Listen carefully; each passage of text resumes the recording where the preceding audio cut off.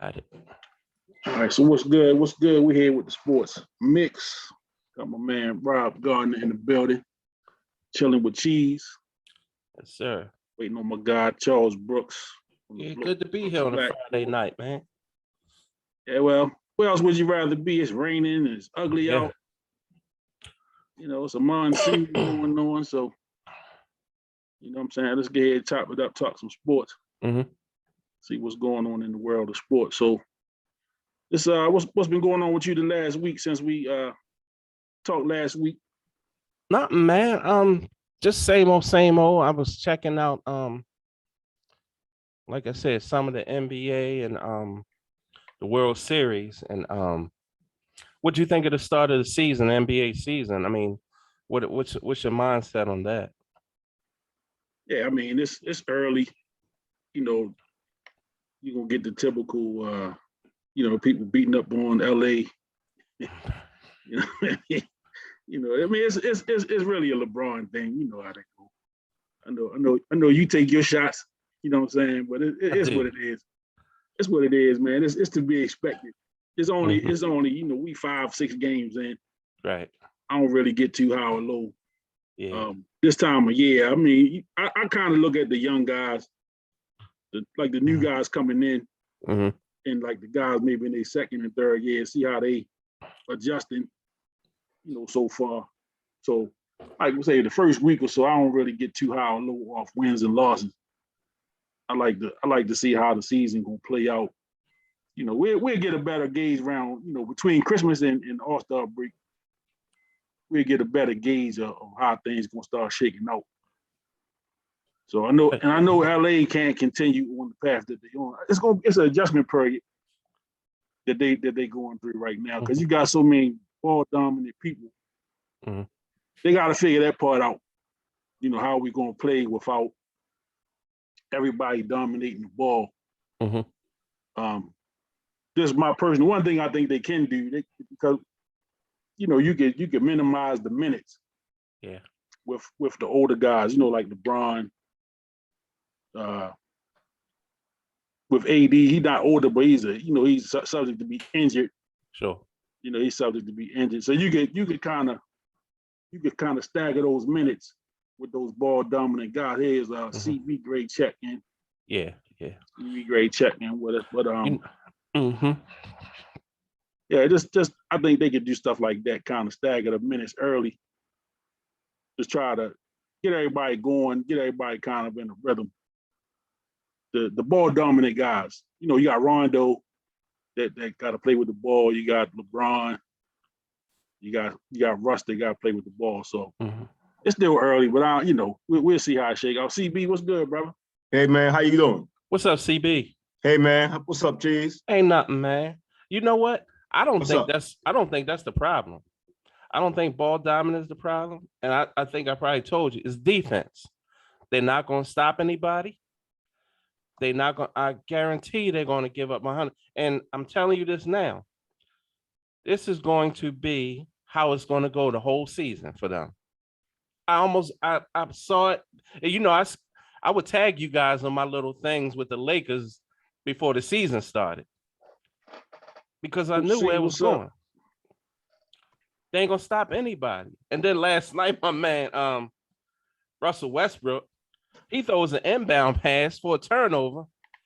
Get mad at the youngin for knocking down the dunk at the end of the game, and they're gonna push up on him. You threw that pass. Yeah. See, this is what I'm dealing with as a Laker. We might as well get it out here on the sports mix. This is what I'm fucking dealing with the Lakers. This is what I'm dealing with. As a lifelong Laker fan, I have realized right now that Magic ain't walking through that door no more. That ship is sailed. This is what I got to deal with. That ship is sailed. I got to deal with pink head, the White Howard on the sideline. Getting his nipples pinched by, what's his name? I mean, come on, man. You know what I'm waiting? Yeah. What I'm waiting for? Yeah.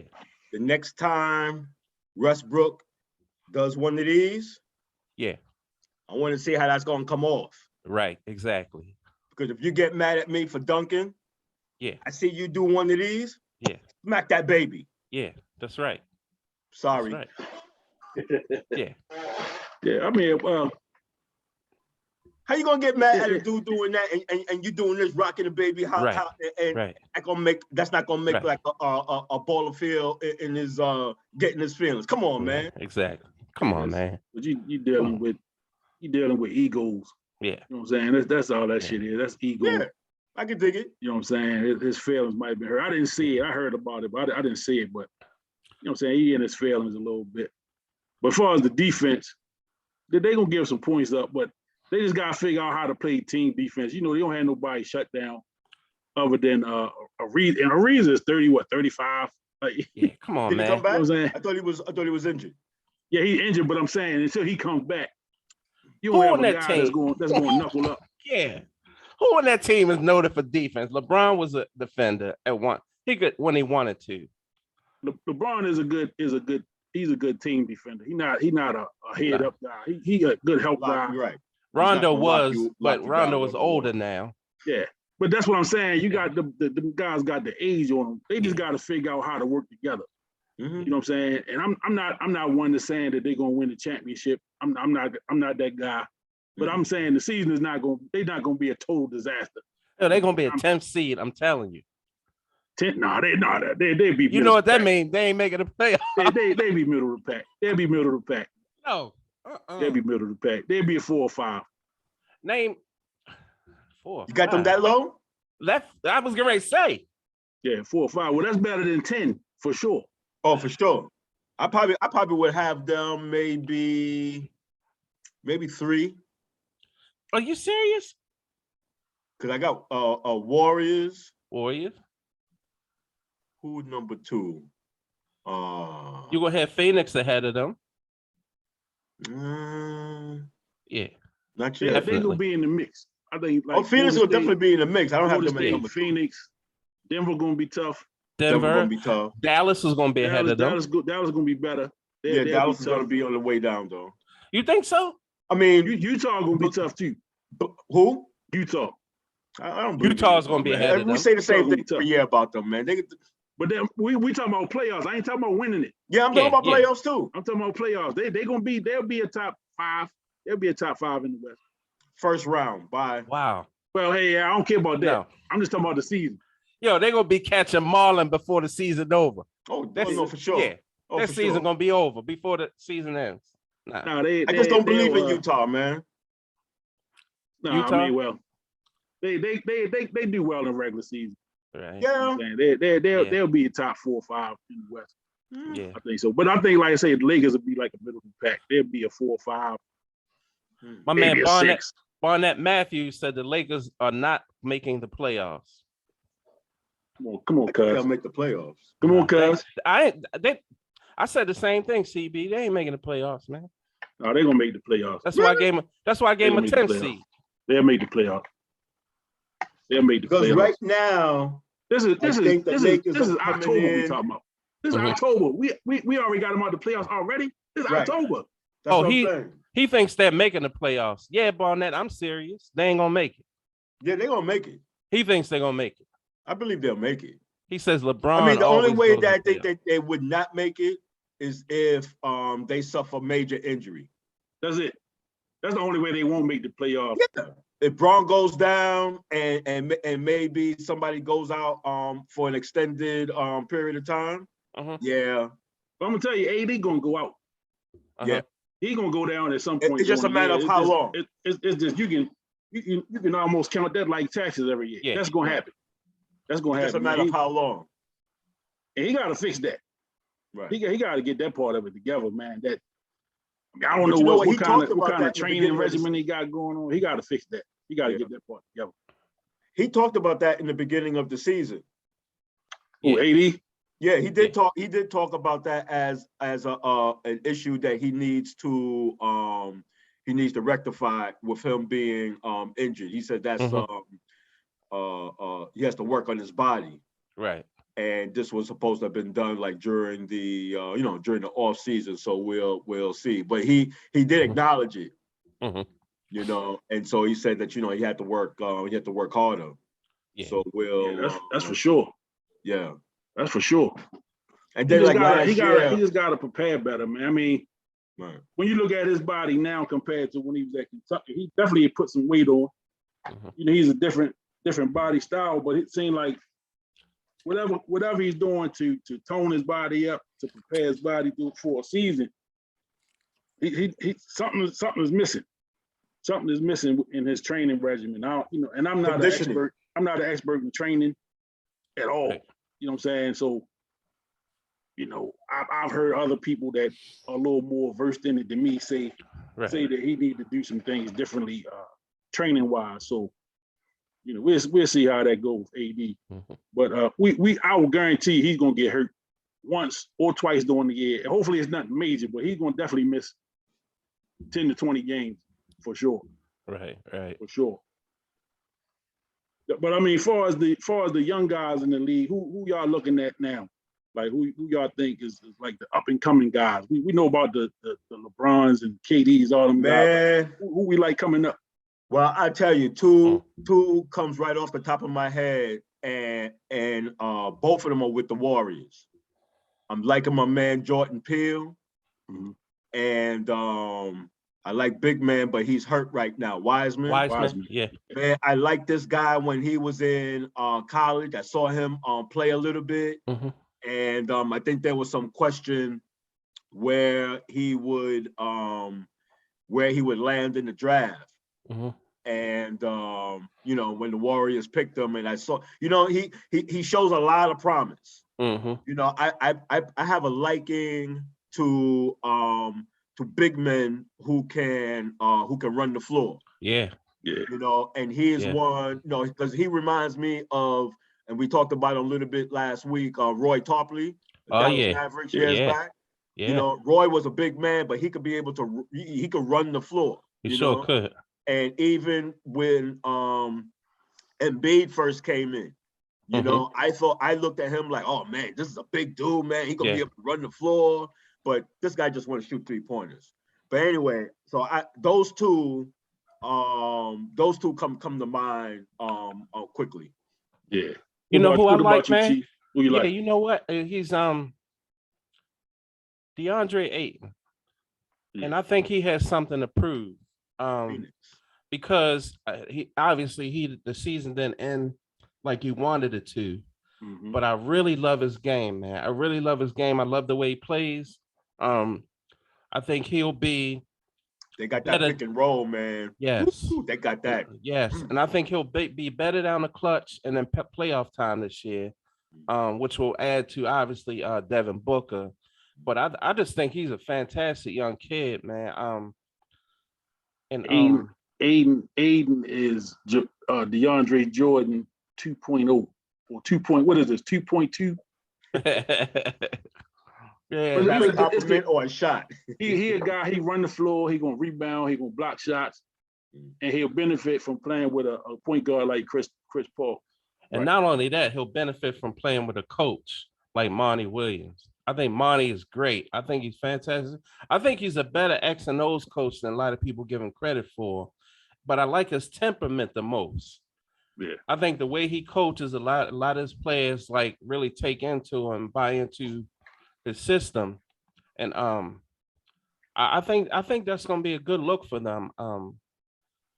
Also, like just seeing Barnett, I like the way Melo is playing, but I like the way his brother is playing. Yeah, he beat them last night though. Yeah, man. So, you know, I mean, some good young ball players out there. Yeah, I like the ball boys, both the ball boys. I like both of their games. I'm partial to point guards. Yeah, you know, that push that tempo. I'm partial to that. Who you like? They share the basketball. Say again. Who you like? Both of the ball brothers. Okay. Both of the ball brothers. I like the way they play. They get everybody involved. They're not shot drunk. You know what I'm saying? Like, you know, for a while, point guards was getting 30 a game, and it was kind of. I mean, I guess that's the traditionalist in me. I like good big men. You know, I mean, at least now big men got to run the floor. You know what I'm saying? You're not gonna have big men sitting in the post no more. Like, you know, back when we was coming through, it's not that game. But you got big men like you say, Aiden, he's running the floor. You know, you got like you say, Wiseman when he gets up, when he's healthy. big fella with Embiid with the Philly. You know, he can get up and down a little bit, and he can space the floor a little bit too. Mm-hmm. So you got some good young guys. I definitely like the ball boys though. And then my guy in Memphis, man, the show. Morant, man, Showtime. Hey, listen, I was going to ask you, there was this question that came up on one of the sports shows I was watching this week, and they had a question, who would you take first, Ja or Lamello? Ja Morant or Lamello Ball? Yeah. Yeah, I'll take Ja. I take Lamello. I might take. I wouldn't be mad at you for that. I might take Lamello first. I think Lamello. Now I got on. Who was that? I posted that the other day. Somebody said he gonna be the face of the league. Lamello. I think what was that? Stephen A. said that, and I was kind of like, "Come on, man, let them figure it out first before we put that on him." SAS. But he got that kind That's of. That's your boy, Cheese. That's right, no doubt. He got that kind of 100. Potential, man. That boy is tough. Yeah. But you know what the thing also? He can see the court really well. Mm-hmm. Yeah. And the thing that we see even with his brother and him, they have a very high basketball IQ. Absolutely. And that has to come from daddy in some part, you know. Mm-hmm. And so when I look at, and it's not to say that Ja don't have that high IQ, because he does. But if I'm gonna like my first pick, and I'm gonna look for somebody, because I think like Ball has like a little bit more than Ja, just in terms of an all-around game. Yeah. I think Ja's getting there, but I think with one, an all-around game, and two, a higher IQ, I would go slightly over to Lamello. Yeah, I think with Morant right now is the fact that he playing in Memphis, so they're a lower tier West Conference team. You know what I'm saying? So they kind of fighting for just some. Look at us. You know what I mean? I saw a quote with him. I think it was last night after the game last night when they beat Golden State. Okay. And he said that he had to start scoring 30 a game to get some recognition for the All-Star type situation. So we got Coach C grade come in, fellas. Oh yeah, but you know what, man? While C come in, Lonzo Barnett, your cuz Kenny brought up some great comment. Also, Kelly, what's up, Kelly? She in the building. When Lonzo, he said Lonzo is a pure point guard, and there's a great Chicago with Lonzo running the point, along with DeMar DeRozan and Zach LaVine. Yeah, I think that's really, really good for them, man. I really love the way they're playing right now. And not only that, I think with those guys, they're going to be able to stop on defense. I really do. They stopped the Knicks last night. No, they didn't stop last night, but I think they have the ability to. They good. Yeah. And I'm gonna be honest with you. When I started watching the game, I thought for the Knicks, it would be if you can call it an early statement game. Sure.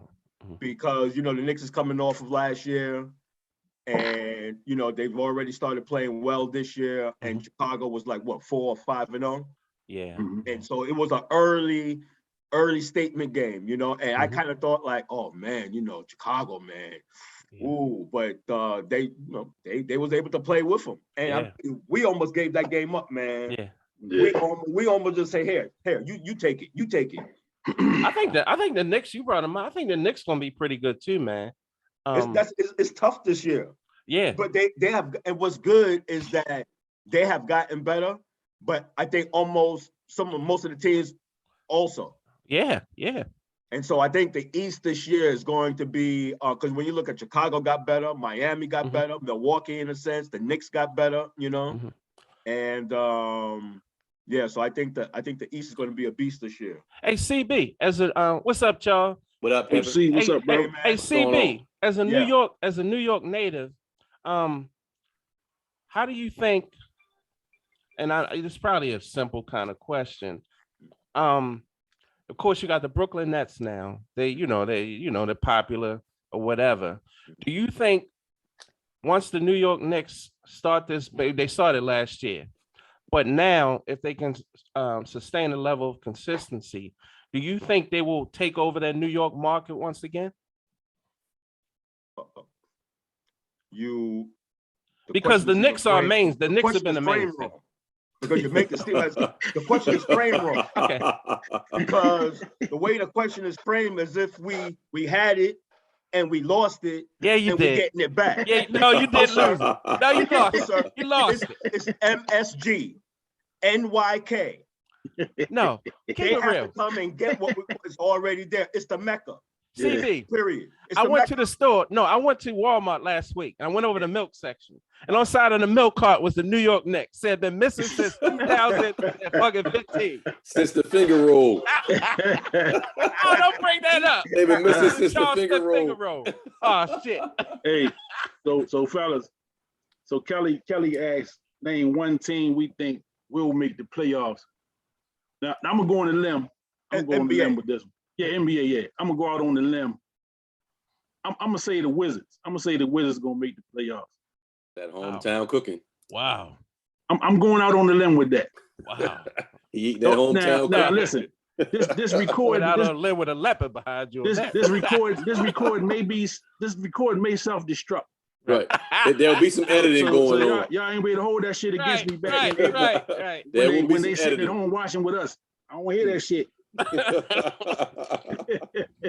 Wizards. That is funny. Oh man. God. So who y'all got? Y'all got a surprise team that might get in the playoffs? Just the playoffs. We ain't talking about cutting no nest down. Nothing. Just Right. Wow. Well, I said I think Chicago. I think Chicago is going to make some noise in the East. Yeah, I like Chicago. Are we talking only the East? No, we're talking the league, the total league, NBA total. I think when Golden State gets healthy, they're gonna be a problem for everybody. Oh, absolutely. Well, I think they a shoe in for the playoffs. Oh, I think so. I think they a shoe. Not if everybody don't get healthy, they don't. But if they do, looking pretty good so far. Yeah, and like you say, with the pieces they added, yeah. You know you got Clay coming back at some point. Right. James Steph, you got Steph and Steph. You know what I'm saying? And see, I hope you're not looking at the fact they beat up on that team in LA that played no, as a gauge to whether or not they play off. Okay, don't do that. Don't do that. I'm not a Golden State fan. I'm a basketball. Y'all know that. I'm a basketball fan. Right. Of all the teams that shoot the three excessively, right, they do it better than anybody ever. I love watching them play. Mm-hmm. They look like they have fun when it's going good. They look like they're having fun out there. I can get with that. They having fun. I can get with that. Yeah, but you know what's underrated with Golden State? They're a great passing team. I was just about to say. A hell of a passing team. They're a great passing team. It's that 3-point game that opens up the lanes, man. And once they start cutting, man, it's game over. Now, Charles, you probably one of the few of us who saw Wiseman in high school. Right. What do you think his game will add to the Warriors? Oh man. So it's one of those things where I watched this kid get a rebound right around the elbow, defensive rebound around the elbow, and in 2 dribbles, dunked the basketball on the other end of the floor. Dang. If I wouldn't have seen it for myself, I wouldn't have believed it. He got the rebound right around the elbow off of defense, 2 dribbles, and was floating. Now, we ended up winning the game. I want to point that out. We beat them. I remember. I just want to point that out. We beat them. But wow. So what he gets, go and talk to me. Wait a minute. Yeah, Baltimore City. On the defensive end, he caught it at the elbow. He caught it at the elbow. Turn. 2 dribbles. Not 3, not 2.5, 2 dribbles. And dunked the basketball. Yeah. You got that on video, don't you? I sure do. Hey, you like that guy. You had to cut that one and send me that. Hey, I got you. Hey, Charles, like this is a Bruder film for the Kennedys and that shit. Yo, I couldn't believe it. And when I go back in the gym next Tuesday, I'm gonna stand at the elbow, right, and look at the other side. And look at it, yeah. I'm gonna just look. Mm-hmm. I know he 6'10". He's 6'11", 7 foot. 6'11". All right, so he got the long legs. I know you can get a lot of ground. You got a little length on me. Right. Yeah. You talking about from the elbow? From the elbow, basically from the elbow to the other elbow, basically. What kind of finish was it? A dunk? Was it a? It was a what? Connie Hawkins. Oh, just I'm way above everybody in the gym. Big hand Free Connie. Julius. Free Julius. Big hand Connie. Free Julius. And he let our whole bench know that I'm here. I'm the guy. As he ran back down the court. Wow. But I want to reiterate again, down Chick-fil-A, South Carolina. Oh, two Christmases ago. Damn. Yeah. He let everybody know he's the number one player in the country. I'm struggling with that. I'm gonna have this I'm promise y'all when I get to the gym Tuesday, I'm gonna stand at the elbow and I'm gonna look right at the other basket and just realize how talented it takes to get that. Yeah. So some long strides too. Let me add this to it. So defensive position, he's between the elbow and the rim, right outside the paint. That's where he is. The ball is long, so his momentum is already going toward his basket. You know what I mean? So as he caught it, landed right around the elbow. One dribble with the left, second with the right, the third was a dunk. And we looking at each other as a coaching staff like, man, we can do with that shit there. Ain't nothing you can do. Yeah. Cut that up for me. I just want to see that. I don't even need to see the whole game. You got to see the finish. The game winning shot, my man Adrian Ace Ball. Yeah, I remember Ace won the game. You're gonna see that. Shout out to Ace down in Virginia, VCU. VCU, yeah, he should be back and healthy on the court 1st of January, ready to go. Shout out to Ace. Let's go Ace. Yeah, but I think I think he brings a certain level of athleticism that and rebound and tenacity that teams just can't try to. You can't play them small anymore. He can knock the three down also. That's the other side. So he fits exactly how they play. Yeah. You know, and his ability to still rebound the basketball, give them second and third chance opportunities, they're gonna be a problem. Yeah. And like if you watched the kid DeAndre Ayton in Phoenix last year, how he was able to give them an extra dimension. Wiseman is better. No, man. Oh no, I don't know. I just told him Ayton was my man. Listen, I just told him. I think that when you look at in the years when Golden State was winning, and when you look at their big men, and you look at Wiseman now, correct. Big way difference. ahead. Big difference. Well, CB, you did say you liked him though. You did say you liked him. You know, he just got to figure it out. That young boy. Yeah. That's all. He just got to figure it out. He got to figure it out. Exactly right. Got to figure it out. Because you know, and that's the thing. What he needs is good coaching. Right. Well, he'll get that. He'll get that. You know, and then he got all-stars and damn near Hall of Famers around him. Right. Yeah. That now, would you believe? Basketball, you know what I'm saying? And they're gonna push him to do better and do his part. Yeah. Would you believe they was actually talking about trading him and some other pieces and a pick for Ben Simmons? Yep. Oh, we gotta get on that subject. Yep. We gotta get on that subject. Let me turn my camera off and get. We gotta get on that subject. Hold up. First of all, when he was first injured, his name was being tossed around a lot in a trade talk, and I think when it started getting back to him, I think he talked about how it affected him a little bit. You know, him being injured, and then now him hearing his name being mentioned and you know him coming out of college, you know, and then he's hearing. You know, it's like criticism of his game. Correct. But then he heard, I think it was Kerr, and it was somebody else who gave like that vote of confidence. Right. You know, as a young player, that's what that's what you want to hear. Yeah. I mean, we can't lose sight of the fact that the kid played 8 games in college because of the whole scandal thing. Yes. This is a kid that was the number one player since he was like 12. Right. You know, so now you're talking about you trading me. Like what I ain't worth what I've been my whole life. Right. That's the other side of sports that people don't take into account, the mental approach and the mental wear and tear that it takes with some of these kids. Yeah. A lot harder than someone to give them credit. Yeah, that's true. We talked about that last week a little bit too. I wasn't invited last week. I want to point that out. You know. Hold on, y'all. Before y'all say something, I'm charges to my head. Hold on, I'm getting a call. Oh shit. Yeah. Oh, he's still complaining he ain't make the top 75 team. Y'all know who that is. I'm just putting it out there. Here we go. Go to state. We talked about last week with the microwave society we live in. Right. Everybody want the results right now. Yeah. Correct. You know what I'm saying? Like so we drafting guys on potential, but then we don't want to let them live up to the potential that they had. You know, we got to move them. We got to get this part. Yeah. That's the one thing about the NBA. And I said last week, I hate that. hate the fact that number one, we draft potential. I'd rather draft somebody that can plug in right now, right, and let's go. But we gotta have the next whatever the hottest thing is. So we don't want to miss out on that. So he could be that. So we're gonna take a shot on this kid and roll the dice, and then but then have no patience on the development. No patience at all. Right. Oh man, and then like I said, and the fans, man, I listen to some of the stuff the fans say. And I be like really questioning, like, yo, you can't know basketball. It makes me wonder, do I know it? Because maybe I'm just off. Because I've been seeing some stuff. I question myself sometimes too. Maybe I haven't played this game and coached it for 30 years. Maybe I just don't know what I'm talking about. Right. Some of them would be delusional. It's a process. You know what I'm saying? It's every league. I mean, every step up is an adjustment. Right. Yeah. Very few people, man, just go from one level to the next, and it's like I've been here all my life. Right. Yeah. Not a lot of people can do that. I mean, even some of the greatest players that ever played the game had an adjustment period. Right. You know what I'm saying? And once they figured it out, like last week we talked about Kobe. Right. We talked about Kevin Garnett. The Black Mamba. And listen, I gave my Kobe praise last week. That's what? Oh, I missed that. You missed that.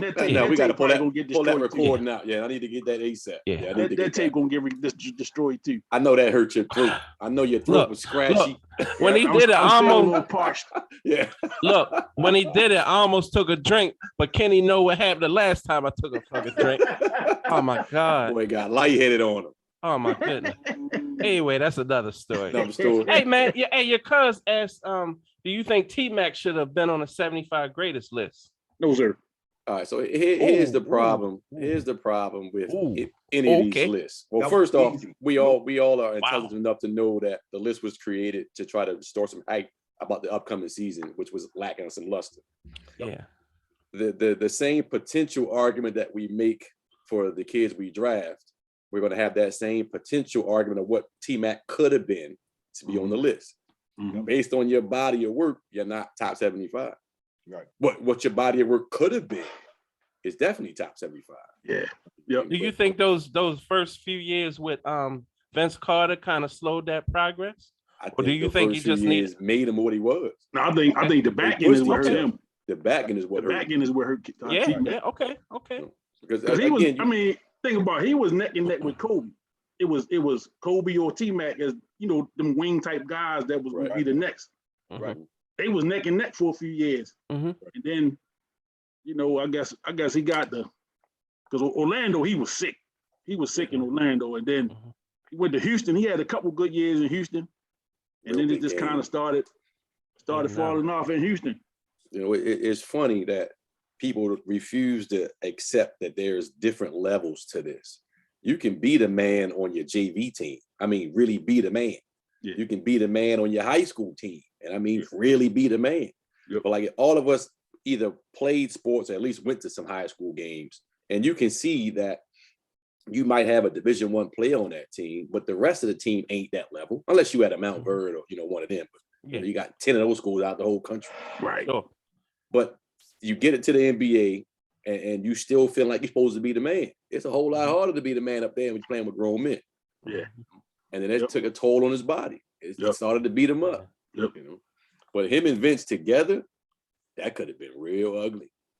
Now I'm not a big Vince Carter guy, man. Okay. Man. Vince Carter to me. I think my Zoom I got bad internet or something.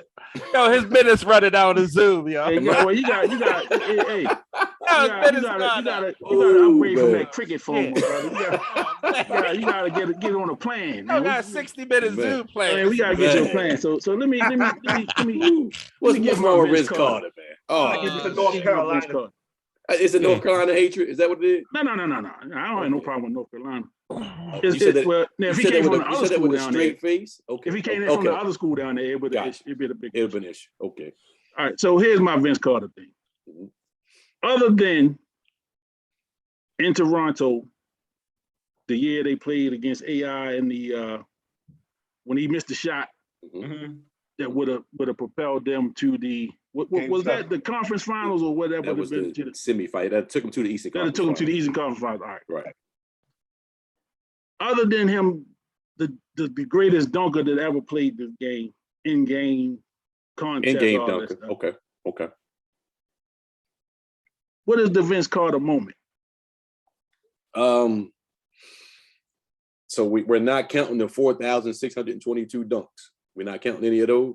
Now I'm talking about a moment. I'm talking about one of them Vince to the promised land. You know what I'm saying? Vince with the Nets was nasty.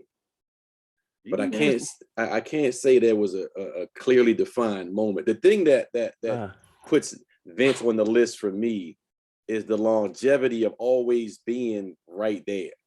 Like you could count Vince for 20 on a given night against anybody. And this, some people may disagree. Vince didn't really have a bag. He didn't. Vince was just an athlete, and I would just go get buckets. Vince ain't had no fadeaway till later on in his career. I don't discount him getting 20. Mm-hmm. I just don't see him as that. You know what I'm saying? That's just me, and I've always been that. Mm-hmm. Like always, like he was a highlight guy. Mm-hmm. That he is. A hell of a highlight guy to add. You know what I'm saying? He got me out my seat quite a few times in game and in contests and all that. But I'm talking about, Well, how did you feel about Domonique Wilkins? Same. Okay, because that's basically what he was. Now I'll say this about Domonique because I had him on my list to talk about tonight. Okay. Well, since we on it, so he was on my list tonight because I just saw today that today is the 30th anniversary of his first NBA game. Okay. So he came into the league today, 30 years ago. Same thing with LeBron. And we old. Hold up, that can't be true. Why? You said Domonique Wilkins? Yeah. 30 years ago? Yeah, bitch, you old. No, he ain't coming to the league in 1991. Well, it was on his page. No. Well, Domonique wrong. Tell Domonique he wrong. Because I remember Domonique playing in the 80s against Bird and them. Playing in 81. Right. Tell Bird I know more. Tell Domonique I know more about sports than he does. He came in around 82, so maybe it's 40 years. Yeah, maybe pushing on. Come on, man. But Kenny, we used to live this shit. Even still, so he was on my list because I saw it on his page. He's like today's the anniversary of whatever. All right, so it should have been 40 years. He got that old Donald Heights, man. Got that old Donald Heights, man. And I brought him up, and I brought that up because he's a Baltimore Times. Right. Now, Domonique at least, could carry a team. Okay. Yeah. In my opinion, a little more than Vince. I think Vince was a guy. Vince could get you 20 on any given night. Domonique can get you 30 any given night. You know what I'm saying? Okay. And he would get you that crucial bucket. Okay. Well, they was going to him in crucial time. Okay. You know what I'm saying? Now he just happened to be in the league playing against a motherfucker like Larry Bird that was tearing the fur off his ass. Yeah. A Bernard King probably gave him some buckets. Mm-hmm. You know what I'm saying? Then that other guy in Chicago, he fucking everybody up. You know what I mean? We ain't gonna talk about Mike today. I mean, it's a Mike free zone today. That's it. Yeah. Because we can do the whole 2-3 hours on MJ. Yeah. Right. You know what I'm saying? Yeah. We don't want to do that though. Well, that New York thing. I know That's it's a sour subject. Oh, It's a sour subject for my bad, CB. My bad. Oh, man. Because when you think MJ, shit. CB, right? When you think of MJ, you think of that baseline when he turned out on. Oh, then he turned back. I think about John Starks. I think about John Starks and his dunk. That's what I think about. That's his highlight of his whole life. That's who won the ring? Who won the ring? That still living out that shit. Who won the ring? He's still signing autographs off of that one dunk. Who won the ring? That Hakeem. Sam Cassell got the ring. Baltimore City, baby. But now Domonique averaged 25 a game for his career. Yeah. And Vince is 15, 16, I think. But that's because Vince played for until he was 75. But I mean, yeah. But I mean, you're right when you say what was that Vince moment? He didn't have any. It was just this dunk here and that dunk there, which he's known for. Yeah, and the longevity. He was able to play into his 40s. Mm-hmm. Like I say, I don't knock him, but he does not top 75 worthy for me. No, and Barnett just made a good point. He said even with him and Kidd and them good New York New Jersey Nets teams. Right. I mean, but they had to get past Kobe. They couldn't, and Shaq, they couldn't do that. So when they were there doing their thing, I was living in Jersey, past season tickets, and some of the highlights was ridiculous. And the winning was that was more kid than anybody else because kid is kid. So Vince is enjoying that and getting set up with the easy catches and dunks and all that type stuff. So you appreciate that they were winning. But when you say, when was he carrying the load? He really wasn't. Right. He was always the Robin, I guess. They go back to what I said earlier about playing with like Ayton, DeAndre Jordan. Them guys benefited from playing with CP3. Right. When you got a point guard that's pass first, and you getting down the floor, you getting in them lanes. Right. Man, listen. Yeah. Numbers. Your numbers should go up. Right. You know what I'm saying? Your numbers should go up. And a guy like Vince Carter should live on the highlight reel. You know what I'm saying? Just like what would they call it out there? Lob City. Lob City. Out there in LA. I mean, they got any banners at the Staples Center? Absolutely not. Yeah, that's what I thought. Absolutely. Ain't no Lob City. All that lobbing and shit. Guess what? Well, speaking of the Staples Center, how long before that dude retired so I can go back to being a fan? Thank you. How long before he retired? Somebody enlighten me, man, because I'm sick of this shit. I can't even root for my team, man. Damn. This is bad, yo. Well, hey, I got this shit hanging on the wall back here, and don't even go back there and look at it. Usually, that coincides with my Ben Simmons thing because we're gonna talk about Ben. Okay. If I were the Lakers, I would. Y'all might hang up on me on this one. I'd get rid of Westbrook and Rondo. Okay. For Ben Simmons. I'm telling you. So now you got the same problem. You just traded. No. Number one, Ben Simmons is an elite defender. Okay. He's younger.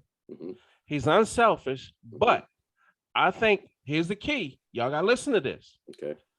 Him being with Magic Johnson, closer to Magic Johnson, allowed that to put him in to get in his ear. Listen to y'all. Listen. I'm trying to get my headphones right so I can hear this shit. Listen, I thought about this. All right. I thought about this. Right. CB, I thought about this. Listen. So have you?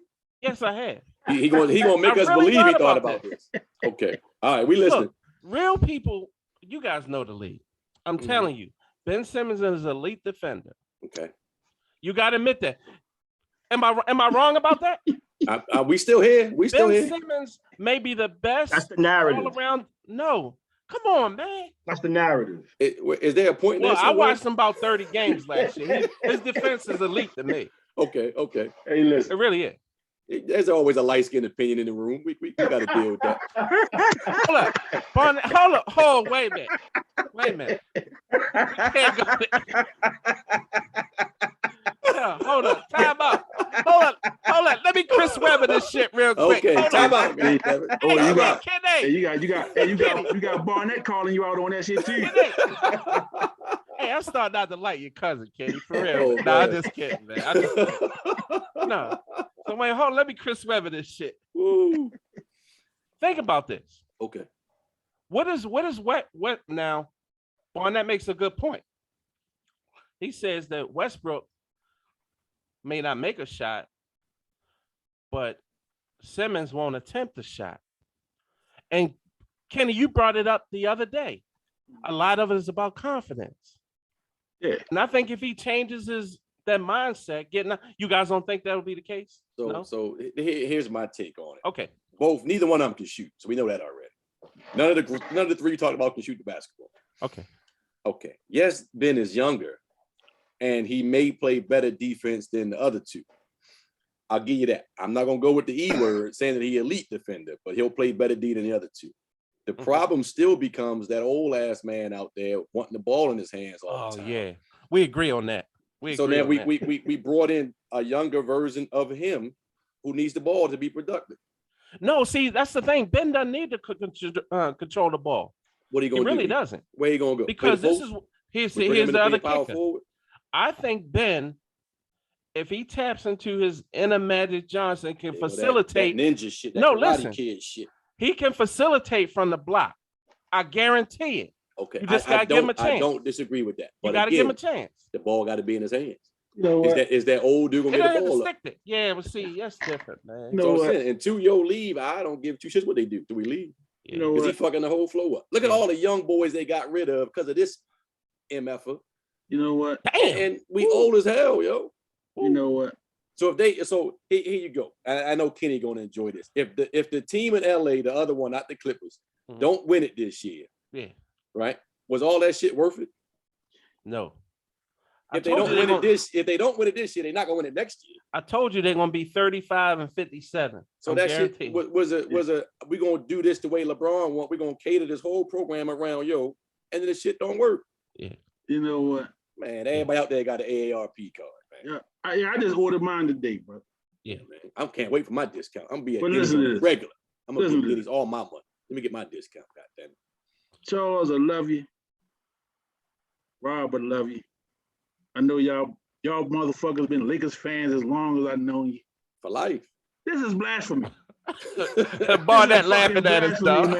Barnett said, y'all dudes crazy. Yo, y'all know I rolled y'all asses for at least the last 10 years. Right. Couldn't stand my man, can we? Over that other guy. You know, God rest his soul. The black and some of the shenanigans he was pulling out. Right? He had to have the team assembled the way he wanted to. But they suffered. And they suffered for that shit for a couple of years. Yeah, but they won. But they suffered. Yeah, it wasn't easy. You know what I'm saying? He had to go through some shit to get it. So no lies told so far. You know what I'm saying? No, well, I don't lie that much. I mean, I've been known to tell a little right here and there. I don't lie too much. Right. But y'all sound like me.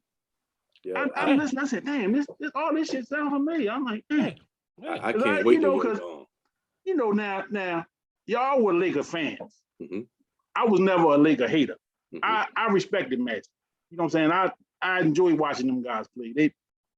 They was the shit when I was really starting to love the game. You know what I'm saying? So like Magic and them guys, and then I played with Magic. My guy Coach C was my point guard.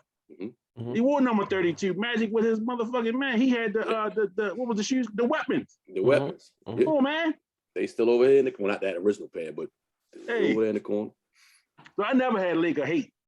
Never had Laker hate. Until that other guy came. Yeah. Well, see, now no weapon has formed against you because we ain't gonna prosper for no time soon. And listen, I was a Shaq fan. I'm a big guy, big man. So yeah, there you go. There you go. There you go. They smooth. They smooth. They smooth. You're such a fucking show off. Oh my god. Boy, best friends like this, boy. God damn. I was a Shaq guy. You know what I'm saying? So I was a little disappointed when he left my man Penny and went to the Lakers. Now, I didn't know much about Kobe Bryant. I didn't really follow him coming up, through high school. But he just rubbed me wrong, man, right away. You know what I'm saying? And then it just contributed to that hate I had I started hating the Lakers. And it had more to do with Kobe. But again, this is the last fucking time I'm gonna do this. This is it. I can't keep doing this because now my head's starting to hurt. Let me hit record on this motherfucker real quick. Hold on. That's Kenny calling me now. I'm not gonna answer to the fifth ring. I'm not gonna answer to the fifth ring. The fifth one. Yeah.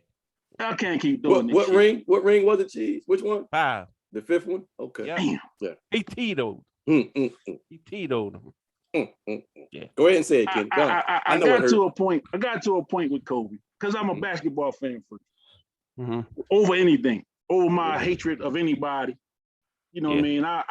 I got to a point where I respected Larry Bird and the Celtics. They was just some bad motherfuckers. I hated them. I hated them in the 80s. But I got to a point where I said, you know what? Your hatred can't discount that they were some bad motherfuckers. Correct. You know what I'm saying? Except for the Knicks fan. He can hate them motherfuckers forever. That's a different thing going on. Yeah. That's that Northeast thing. That's a whole different thing going on. That's that Figaro. Oh my God. that other school, that school that's 8 miles away from Chapel Hill. Chapel Hill, yeah. That other one. Can't stand them. A big hatred for them. Yeah. But a lot of goddamn respect. a lot of goddamn respect. Yeah. Kobe Bryant, you know, my hatred for him is documented. You know what I mean? I got posts. You can go back and pull the shit up. Yeah. And I've had conversations with all three of y'all about him. Yeah. You know, but I could not deny the motherfucker's greatness, man. Yeah. I mean, if I just hated on him, it would be so ingenuine. You know what I'm saying? It's like, come on, man. Yeah. Come on, you know man. what? You ever wanted to seek help for that hatred? Yeah. 1-800. No, it wasn't that bad. Oh wow. No, it wasn't that bad. Jerry West They were basically sold the farm to get this boy. Yeah. Yeah, you know, it was some people thought Jerry West was on that shit too. They thought it, Yeah. but They thought they he was know on better. that shit, but They know better now. You're going to How get can you go? How can you go against the logo? Yeah. They know better now. Well, apparently they chose Phil over the motherfucking logo. Jeannie said, no, Philip. Yeah. Philip, we gonna run this, we gonna get this thing together. You know what that's all about. Yeah. They was carpool in at home love. every night. Yeah, Come on, they was man. in love. They carpool at home. Oh, man. Yeah, Carpool at hey, home every hey, night. hey, my guy Dean, he got it just right in the comments. Kobe the replica. See, Dean, we about to visit Dean. He better live more than 3 hours away. Because after that, I can't drive that far, boy. My damn back. Shit. Damn. He better live more than 3 hours away. Kobe the replica. We've seen this show before.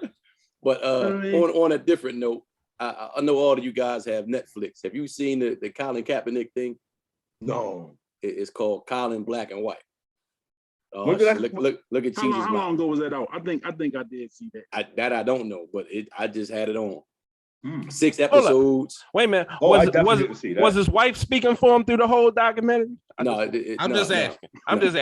Oh, damn, cheese. I'm just asking. Oh, damn, No, cheese. this is I'm just asking. It's one of those things where they're trying to. I think it could have been done by, no disrespect to the directors and the producers and all that, but I think it could have been done better. But the message they're trying to send is that he's been dealing with this racial injustice and not knowing how to address it his whole life. Yeah. And they're showing you him from high school and what he had to go through. I didn't know he was that good in baseball. Yeah, he was. That was his number one one sport. sport. I did His hear number that. one sport. Yeah. I did hear that. But He's a great baseball player. like top pick in the draft, good at baseball. Uh-huh. And turn that down for racial purposes, or there was a racial overtone to why he turned it down.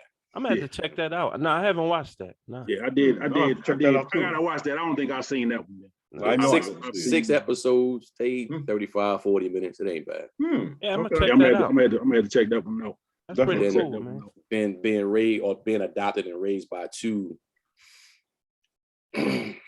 I'll say overly Christian parents, white parents, who didn't understand anything about, getting his hair braided and why would he want to do that. And it was just so many other things in between that if you try to put yourself in his shoes, having these issues with white America and going home to the epitome of what white America is, but knowing they actually love you, that confusion and frustration had to be crazy. I can see that. Yeah, I can understand that. Yeah, absolutely. And then the one point that I didn't realize was that he was getting his hair braided, trying to be like AI. So you got to put that in that same time code when AI was everything. Yeah, AI was running the world. Yep. So he's getting his hair braided. The mom didn't know how to do it. He didn't understand what was going on. I mean, none of that. But the baseball team wouldn't let him play because he had his hair braided. They had a hair rule, stuff like that we think now, are you serious? He said once he cut the braids out, because he still wanted to play baseball at the time, he didn't put him back in for 14 years. Just because the stigma that came with it. And then who do you go home and talk to about that when they don't understand at all, none of what you're dealing with? Yeah, that is quite interesting. It gives you a different level of respect for the dude when you see a little more backstory to now his stance gives it a lot more meaning now. Understanding what he's been through to get to that point. You know what I hated with that whole thing, even going back to his upbringing. People talk about, well, you speaking out, but you were privileged. You had this good upbringing, and now you're a millionaire athlete. Like, that don't discount the shit that he got to go through. You know what I mean? Hey there, young lady. You say hi. Hey, hi.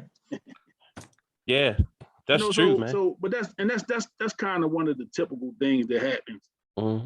You know, is we want to throw the bank account. Right. The bank account is supposed to make everything else go away. Correct.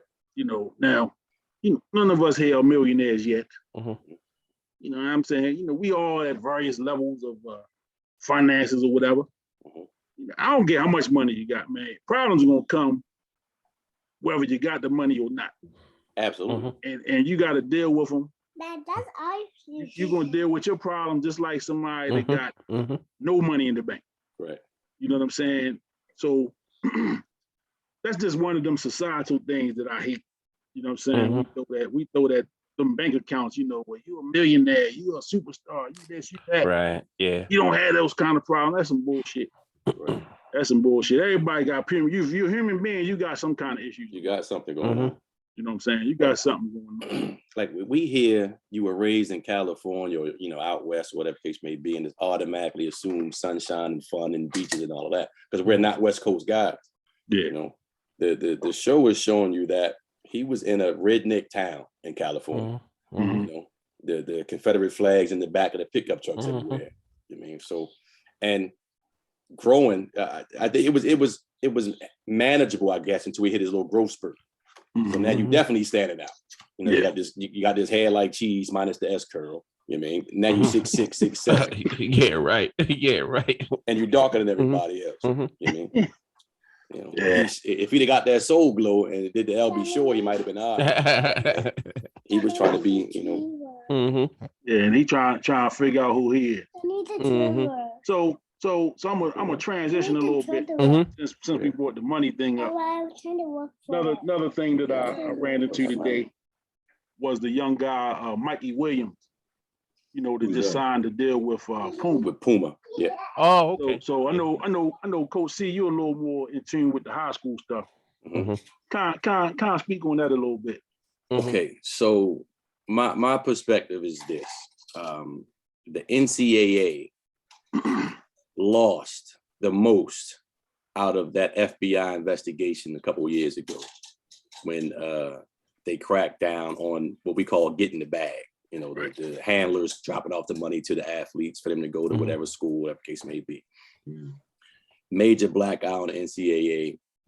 And in the midst of that, you get the G League becoming something of prominence. And then Kevin Durant and his people starting that league called Overtime, where the high school athletes can go there and bypass college and get paid to play. So in an attempt to offset those things, in addition to people screaming for NCAA players to get paid, this was the easy fix to get out. So if you are a prominent athlete now, you can receive money based on your name, image, or likeness. They call it the NIL. Right. And the NCAA allowing this keeps them from having to pay their athletes. Because people don't want to understand the fact that, basketball brings in however many million if you make the tournament, football brings in millions, I get all that. But badminton brings in nothing. Crew, hockey, whatever else, table tennis, bowling, these other sports, these athletes don't bring in any revenue. Right. So now how do you say I'm going to pay the star quarterback X amount and the captain of the bowling team the same amount? That ain't going to work. The money numbers ain't going to. And then you have to factor in the gender issues. Do you pay the softball team starting pitcher the same you play the baseball team starting pitcher? Right. To avoid all of that, let's come up with a way we can pay them outside of us and just give our stamp of approval. And that's what the NIL comes in. The Penny Hardaway had the issue with James Wiseman. Wiseman ended up not being able to play because Penny financed his move from whatever town he was down in Memphis, with doing AAU wise. So Penny ended up getting the top two recruits, Imani Bates and Jalen Duran, who were both going G League. They wasn't doing college. They was going straight to get the money. Well, Penny was able to get FedEx to give both of them $1 million a piece through this new NIL thing. And they're at Memphis now. And they'll stay in class for a semester and then hang out and get ready for the pros. Right. So the NIL basically just cleans up what we've been doing. Well, not we, because we don't do that at St. Francis Academy. Put that out there.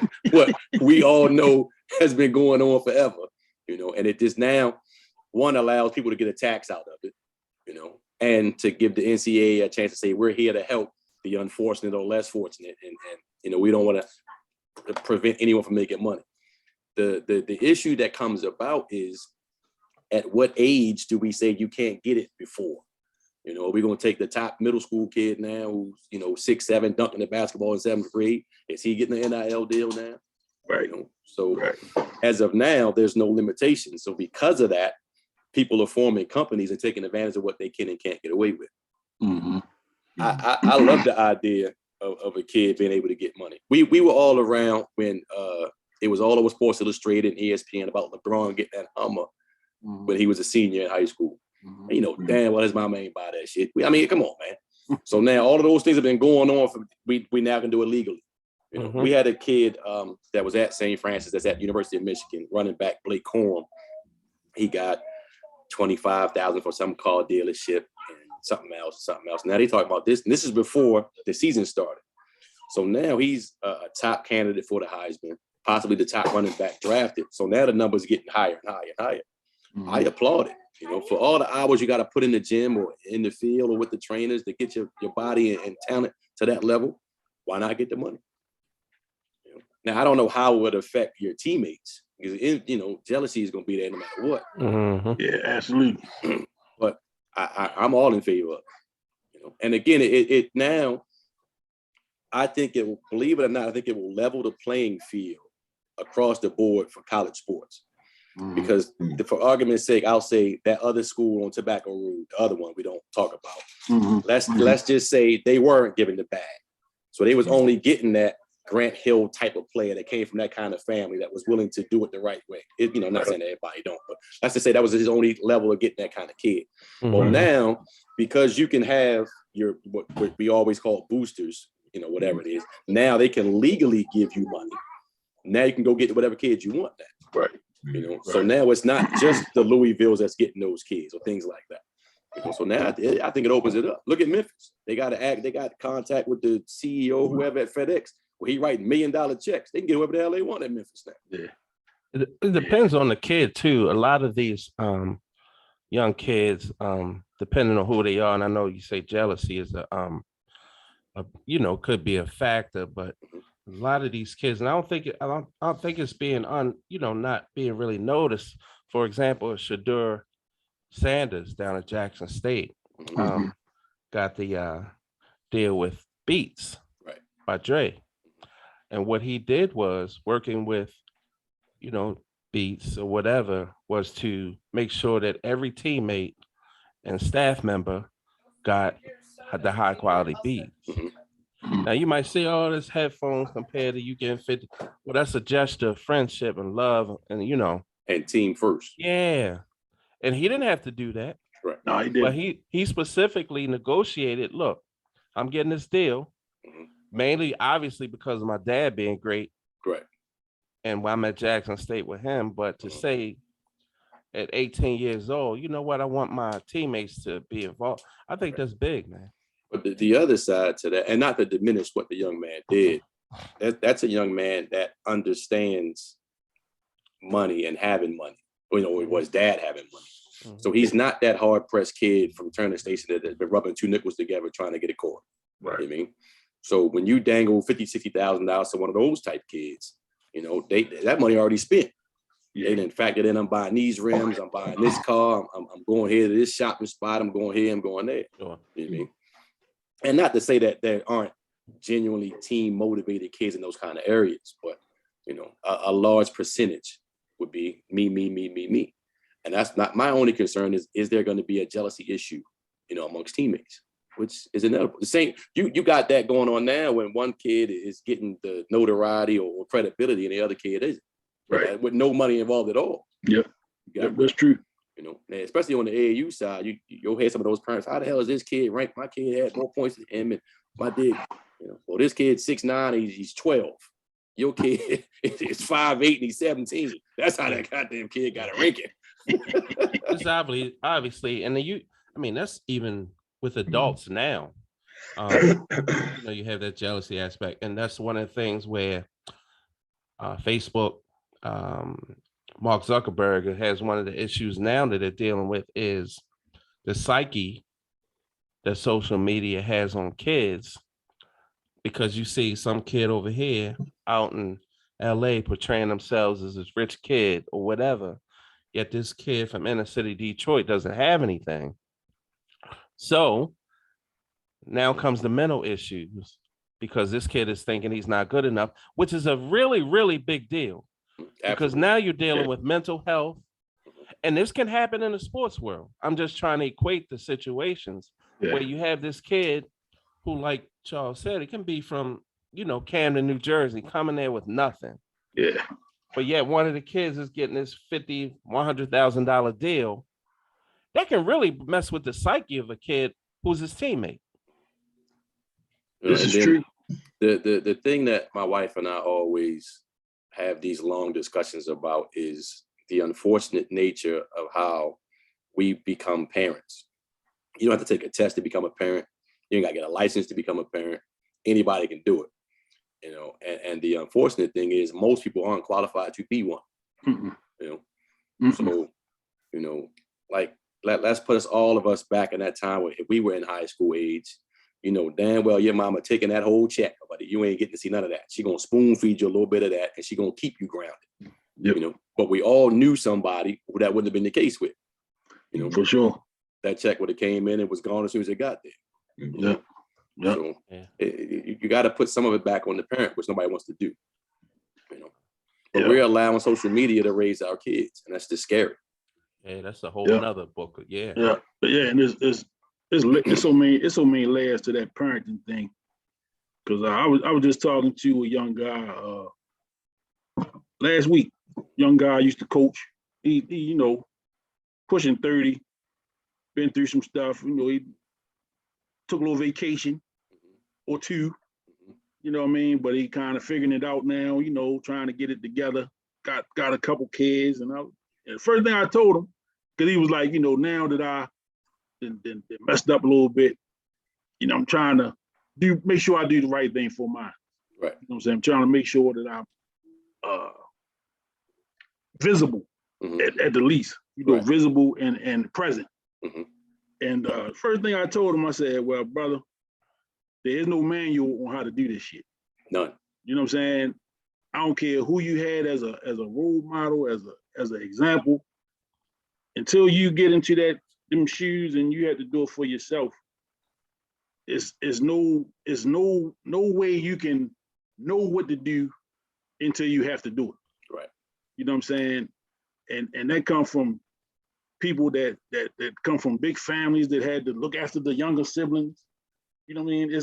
It's a difference when they siblings than when they're yours. Right. You know what I'm saying? And so, you know, like you say, it's a lot of people, man, because like you say, we got to take a test to get driver's license. Right. To become somebody, mom or dad, man, all you got to do is you know, have a couple minutes and, you know, little privacy. Yeah, that's it. And here we are. As with a lot of stuff, I mean, parenting, you know, and it's trial and error. Yeah, absolutely. Some people are more built or better built to take on that trial and get through those errors. Right. As opposed to, you know, some other people. Yeah. And like you say, you know, it's, you know, patience, dedication, time, you know, a lot of things go into that. So with Mikey Williams, Charles, what's his parental situation? I'm not real familiar with. The dad is very active.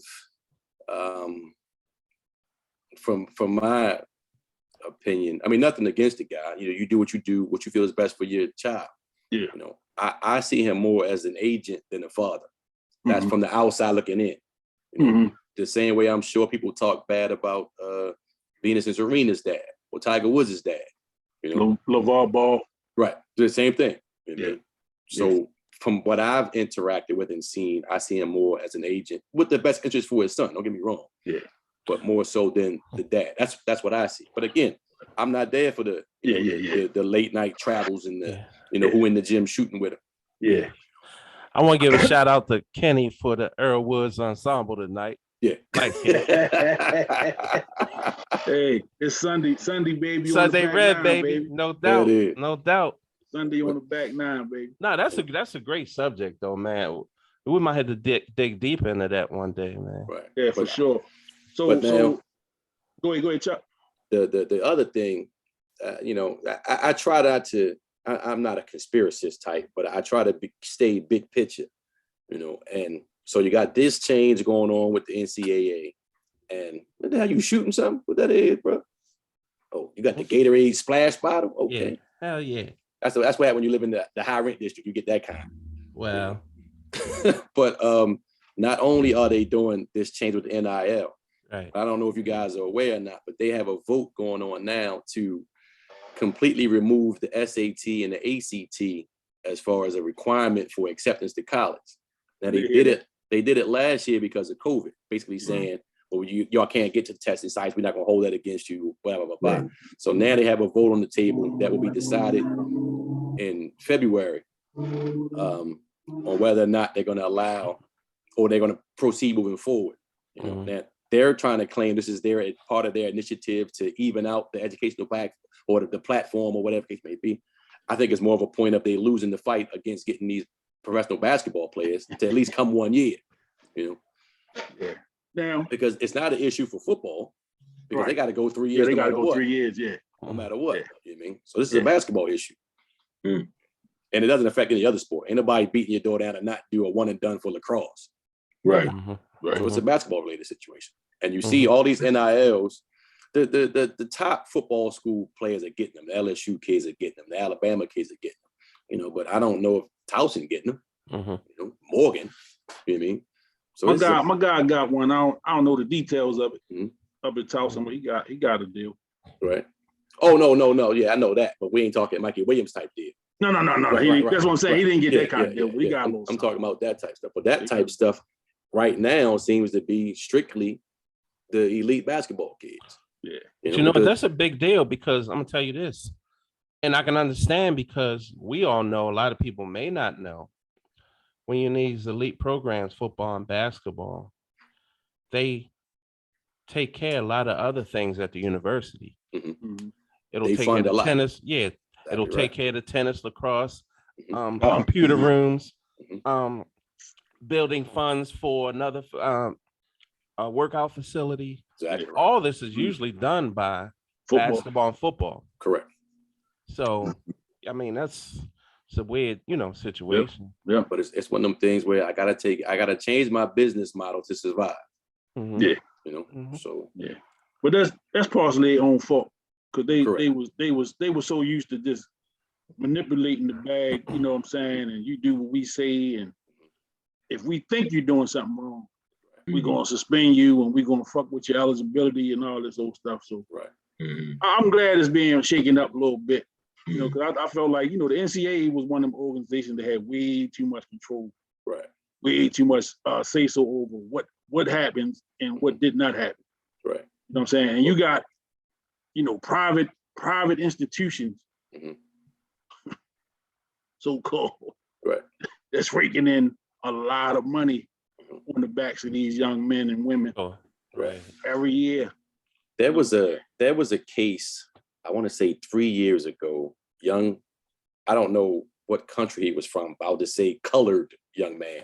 I don't think he was a Black American, but soccer player, one of the Midwest to California type schools, the Division I school, but he had 150,000 YouTube followers. He could do the little trick stuff with the soccer ball, and people like that. Well, if we all know, if you got a YouTube channel, that many followers, you're earning income from that. Right. So they want to take his scholarship away because he was earning money from his YouTube videos. And they consider that a job. So that is what kind of led to where we are in conjunction with the FBI probe. It's like it was just getting to be too much because you're not going to stop social media. So now you're telling me in this Mikey Williams case, if he wanted to, before the NIL stuff was going on, if he had a YouTube channel, talk about the day in the life of me, I'm the guy y'all want to know about me, and he'd have 1 million followers. Right. Easy. Right. And he gonna bring in a whole bunch of money every month from YouTube. Sure. So you're telling me he can't do that? If you do that, you can't earn a scholarship. Where does that make any sense? Right. So it was a case where they had to make a change. And so far, I think this is the best answer for them, because if not, the other alternative is to try to figure out a way to pay all the athletes. Yeah. And then how to do that. Yeah. Right. Yeah. And again, no offense to the ladies and men on the badminton team, but ain't nobody watching that but your parents and your girlfriends. How much revenue I'm supposed to give to you for that? Now, I played badminton. That's why I picked badminton. Senior year, I was trying to get the ladies. I ain't going front. That's what it was. Oh my God. No wonder when I met you was wearing betas. Betas, baby. Some tree tones and everything. Yes, sir. Oh my God. But Well, for now, I'm in favor of it. Yeah. Now, of course, there's gonna be some crooks that come in there. You can't get around that. It's gonna be thievery and everything you do. So basketball is dominating. We couple more topics I got with basketball. Okay. So first off, before we dig in, because I want to send some prayers out to Delonte West. I saw that he's still having some issues. He was. I thought he was cleaned up. He's having some issues again. That fight is ongoing. Yeah, he's having some issues. So I hate that it's public. I hate that he got to fight these battles in public. Right. And it's all that sensationalism and it's TMZ and this, all that shit. I hate that he got to go through it that way. Right. But I just wanted to send some love out to him, man. Hope that he's able to right this situation, man. And the people that's going to help him without the fanfare and without having to post it on fucking IG and Twitter and all that shit. That I did this for him. Mm-hmm. I hate that shit, man. If you gonna help this brother, if you can help him from a good place, from a genuine place. Right, exactly. And let's pray that the brother get himself together. So I just wanted to send him some love while we was on. Before you go to the next side, I'm gonna speak on to him because a couple years ago when he was down and out, and a lot of the same friends and same circles we go through, and I'm not afraid to say it. We all have had family members go through this kind of stuff. Absolutely right. And I've seen guys that I've known personally, I grew up with, sharing the videos of him laughing, and these fuckers forgot. Oh, I remember them. Mm-hmm. I remember right. them. Yeah. I remember some of their family members. Mm-hmm. Yep. So, I mean, let's not get amnesia, man. This guy's fighting a disease. So, give a shout out to him. But I swear, and I'm going to say it again, it's our own kind that fucks with us. Always. But the thing we were just talking about, just having money doesn't mean you are free from problems. No. You know what I mean? Not at all. The part that sucks about his situation is he's a guy playing with the best players in the world. Yeah. And nobody was a friend enough to him to say, yo, shorty, we need to get you some help. Yeah. Somebody around him had to see it. Mm-hmm. You know what I mean? And nobody. Then on a different note, CB, I saw you drink something. Was that New York water you were drinking? Because it had a little tint to it. Oh yes, I had a tint to it. Okay, all right. They got clean water in Newark, but when you cross the Hudson, that water there, you can't wash your face in certain spots in New York. You gotta use bottled water. True. My bad, CB, my bad. I apologize. Ain't that It's all good, man. She's looking at me like this motherfucker. Wow. Sometimes he gotta know when to hold him or fold him, motherfucker. God damn. It's all good. Oh man, CB my bad, sipping CB. on this shit, I couldn't resist. CB. I couldn't resist. So I'm gonna go right to CB then with my next Oh shit. my next topic. Oh man. Take a roll. So like I said, we all basketball fans. We all got 40 years better invested collectively. You know what I'm saying? I'm the youngest one here, so That's some shit there. About 5 minutes. You got a whole 6 months. Oh my goodness. Get the fuck out of They try to act like he's 25. here. I'm the youngest one here, so He the baby of the I'm group. sorry, man. Yo, that whole side of the screen is light gray. Oh my Whole goodness. side of the screen, light gray. So, what the thing that been kind of like I don't really let it get to me too much, but I get so sick of hearing this shit. What is the fascination with this GOAT shit? Like, what is the fascination with somebody having to be the best that ever fucking did it? Like, why we can't just respect greatness from when we see it? Like, it's a collective greatness. Why does it gotta be, you know, I'm a Jordan guy, but I don't discount the fact that Charles is a Magic guy. You know what I'm saying? And there's nothing wrong with that. Cheese is a Kobe guy. There's nothing wrong with that. You know what I'm saying? If whoever, because it's really about who impacted you the most. Correct. You know what I'm saying? So me personally, I started getting into basketball mid to late 80s, right? So you guys know me. My favorite team is a college team, the Black College in DC. Y'all know what I'm talking about. All right. Them guys had a hell of an impact on me and why I started liking the game. So to me, Pat Ewing, Reggie Williams, Mike Graham, Smitty, Charles Smith, you know what I'm saying? Them guys, Mike Jackson. Are you gonna name the whole team, Kenny? He'll name the whole team. team. God. His old ass. And then Big John. Come on, man. Big John, baby. Yeah, Right. yeah. So them guys can do no wrong for me. You know what I'm saying? I'll put them guys up against anybody. And I'll take, sure there have been better teams that came after. But for me, it was the Hoyas. You know what I'm saying? That's because Pat used to dunk back then. It wasn't just finger rolls. Yeah.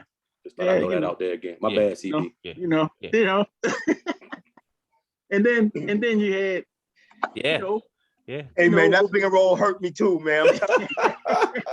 But every time I see the replay, I'm like, why couldn't you just fucking dunk that damn thing, man? Being a Georgetown guy, then we had that guy over at College Park. That motherfucker that wore number 34 at College Park. You know, I was a Maryland fan too, but goddamn, that guy Lynn Bias. So all this was happening around the same time for me. You know what I'm saying? You got Bias at Maryland. You got Georgetown kicking ass. You got Mike Jordan coming up in the league. All at the same time, when I'm starting to really take to the game, I'm going to the court. I got little short motherfuckers like Leonard Cheese, my guy, blocking my shit. You know what I'm saying? But watching those games, watching those guys is what propelled me to want to get better. Wait a minute, he was blocking your shot. When I first started playing, y'all, it was a little rough. For me, you know what I'm saying? Yeah. T, what was my sport coming up, baby? Baseball. He was a baseball guy. That's a no-brainer. Now, they couldn't fuck with me with that. Yeah. But basketball, I struggled a little bit. And then I figured it out. I figured it out by the time I got to 13th, 14th grade. You know what I'm saying? I figured it out. Yeah. You know what I mean? But, for me, I don't really get caught up in the GOAT talk because it's so many for me. And there's different reasons for each. You know what I'm saying? So I'm gonna go with CB. What's your kind of your take on that whole GOAT? Yeah, I'm gonna roll it to you. I'm gonna take you like this. Or do like this with Pat. You used to wristbands the white wristband. Motherfucker. Yeah, goddamn wristband like was this long. Oh my God. Don't that shit, CB.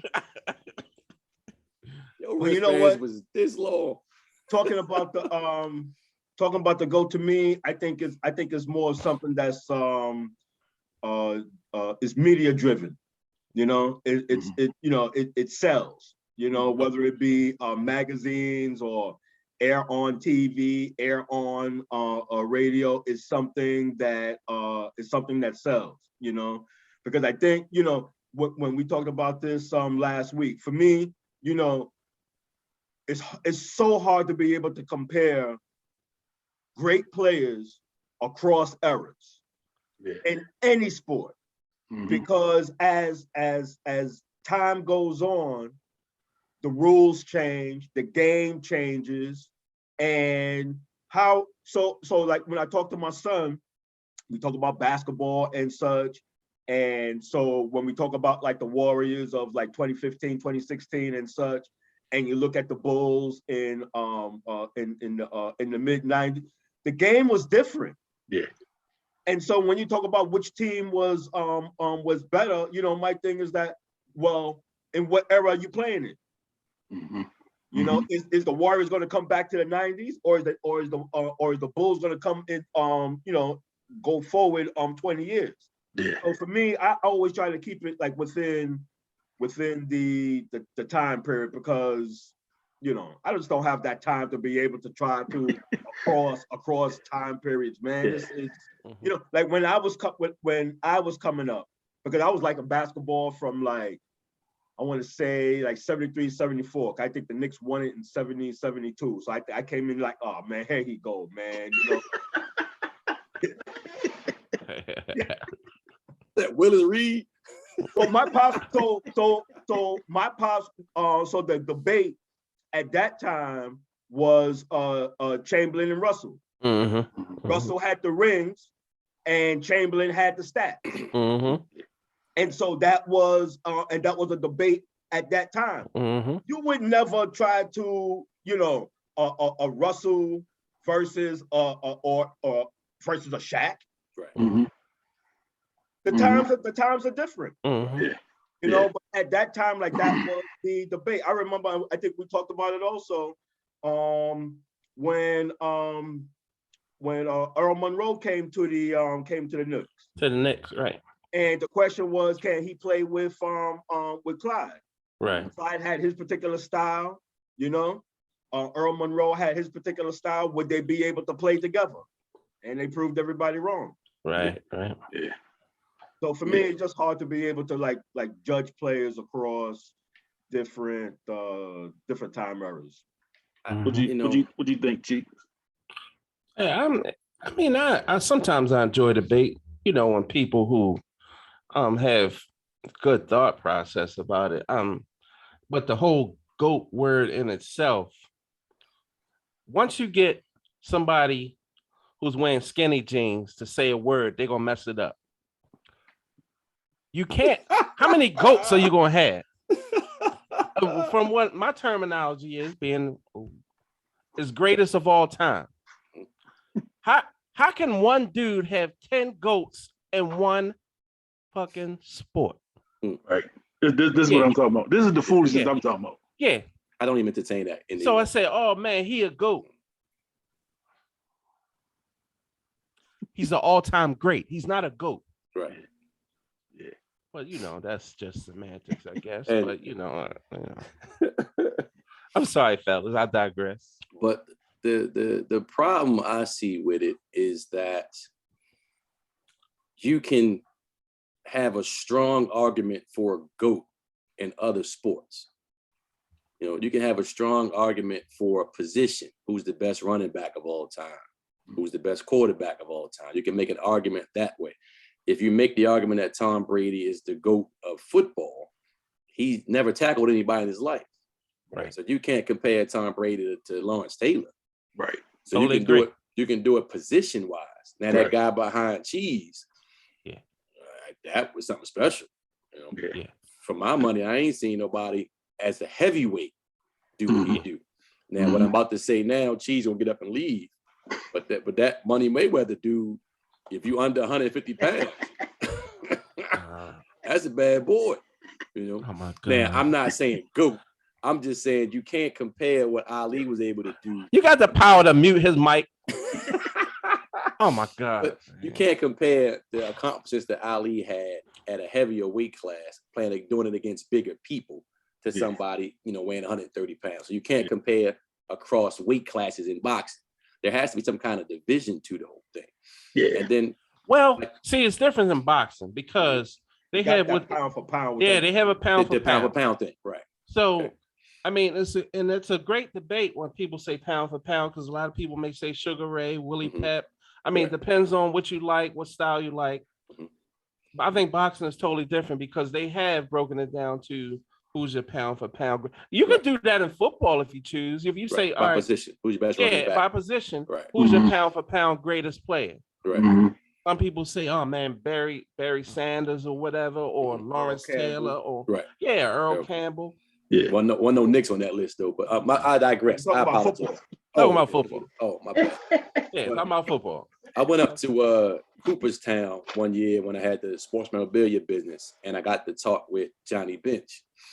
And he's a bad boy there. Almost unanimously, Yeah. Every Major League Baseball player says he's the GOAT still by far. Yeah. Still. Right? Yeah. And so I asked him, I said, well, sir, how does that feel to have your peers who Hall of Famers, when they're asked, almost unanimously, they all say you. Now, I'm a Brooks Robinson guy. The hell with Johnny Bench. I'm a Brooks Robinson guy. But, and humbly, he said, it makes you feel good, but I couldn't do what some of those guys could do. Yeah. I was just trying to be the best at what my job was. Yeah. So if you break it down by position, I don't see anybody above Johnny Bench. Oh, no. And, from a catcher's perspective. No. And you can have the Mike Schmidt, Brooks Robinson debate about third base. Yeah. You can do that, but I don't think there's an argument at shortstop. I'm a Baltimore guy. Y'all ain't got them people up there like that. CB, my bad. I mean, say that Derek Jeter shit if you want to.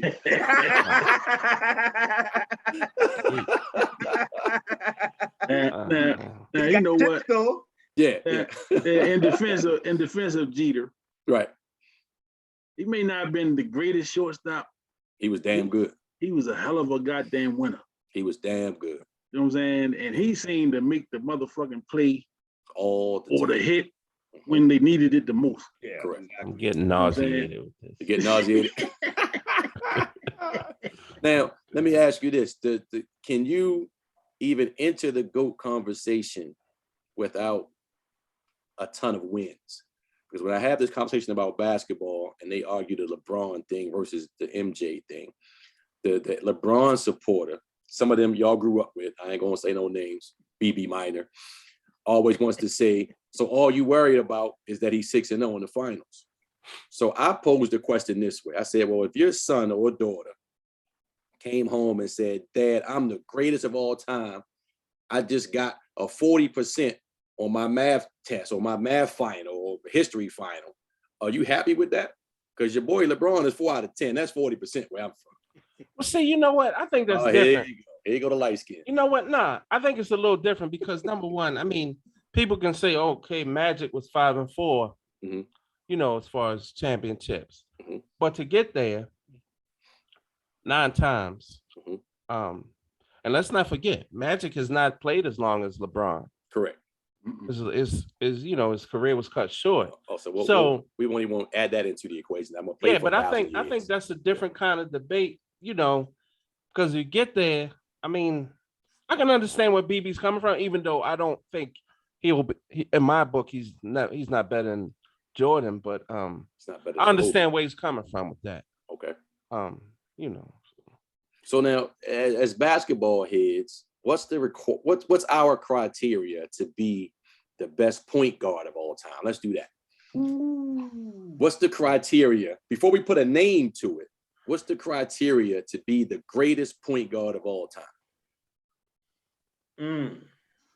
Now we all basketball heads. Yeah. We should be able to do the point guard. I want to see you up in assists. Okay.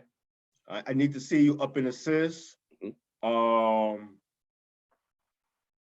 thinking about whether a chip is required or not. I'm having a self debate in my head. This is coming from a Knicks fan. But I'm definitely assists. I need you high up in assists. I need you high up in steals. Okay.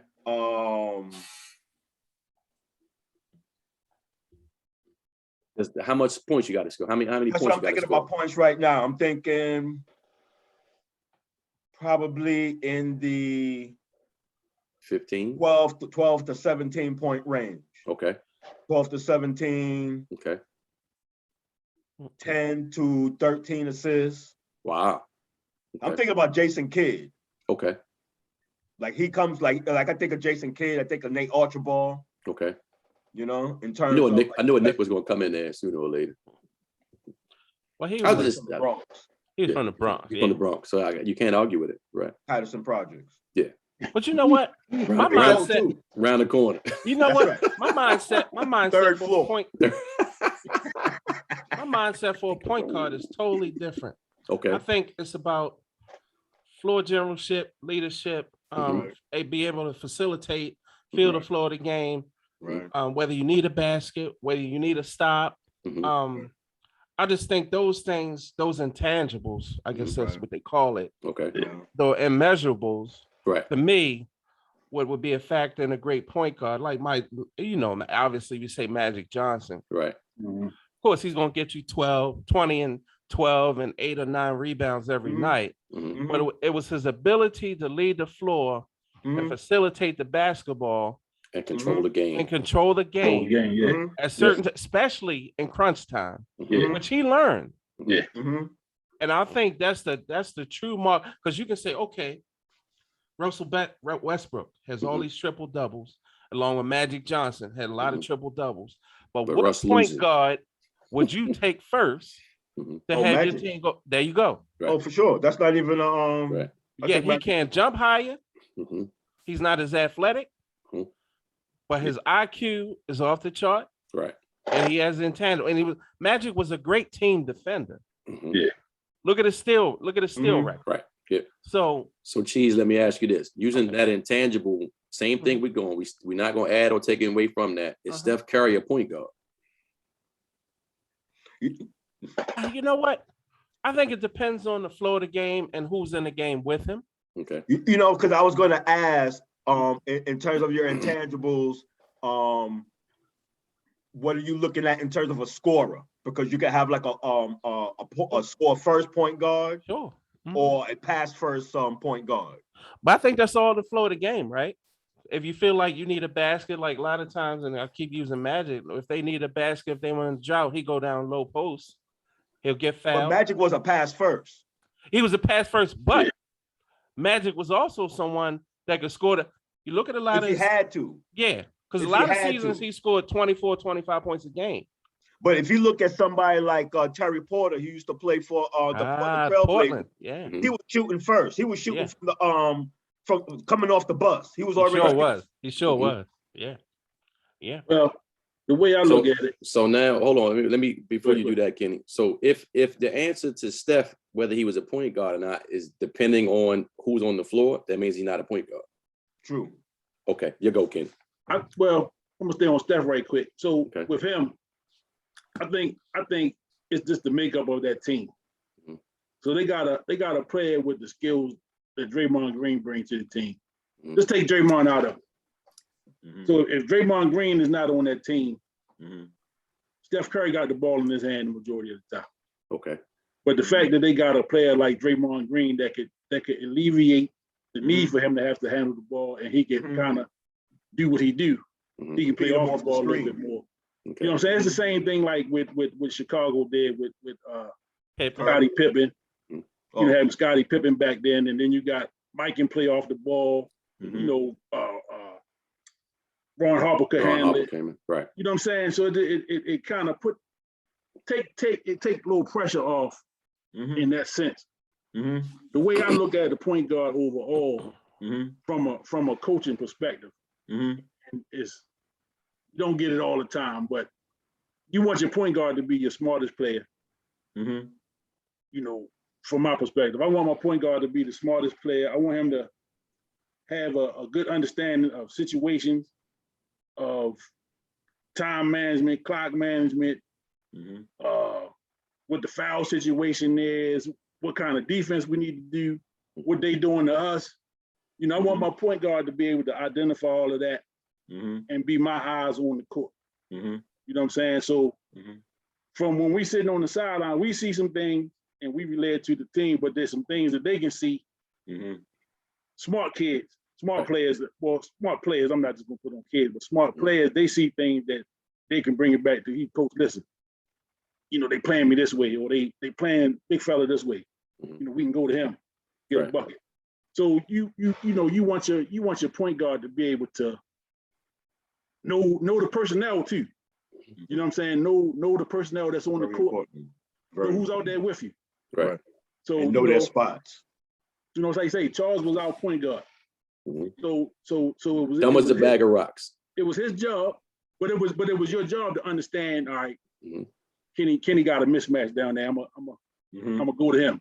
Mhm. You know what I'm saying? Or Neil got a mismatch on the wing. Right. I'm going to Neil today. You know what I'm saying? So it was your job to understand that.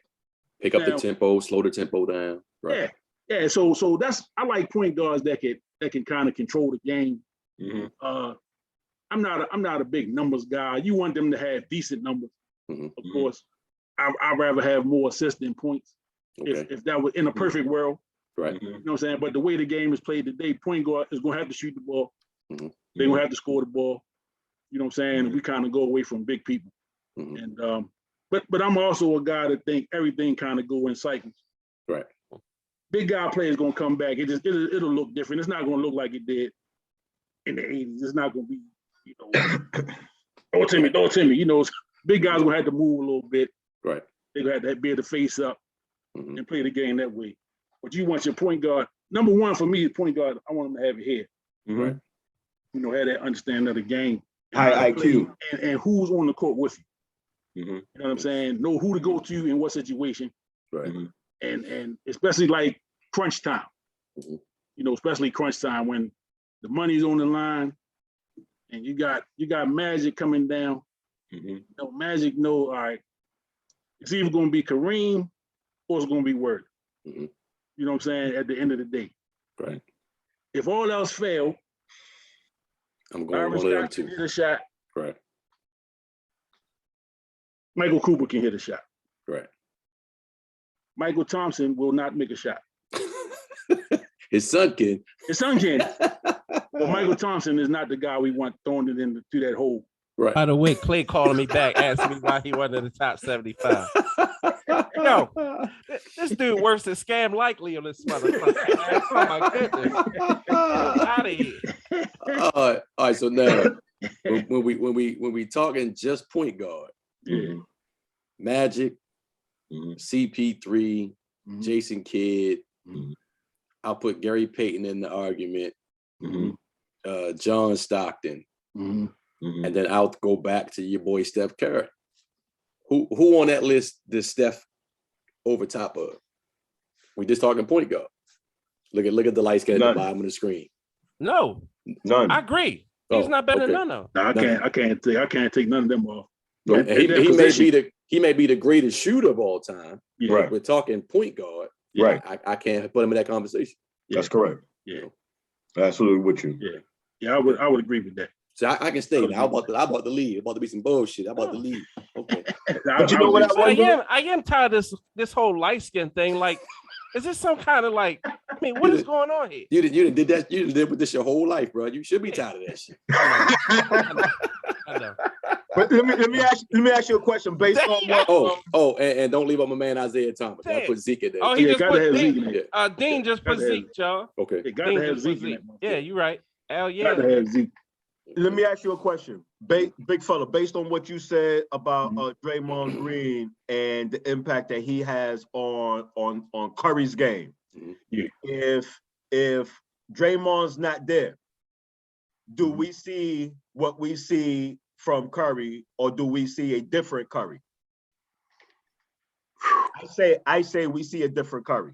I think the love for Curry will be different, more so than his game. Yeah, I think his game will be the same.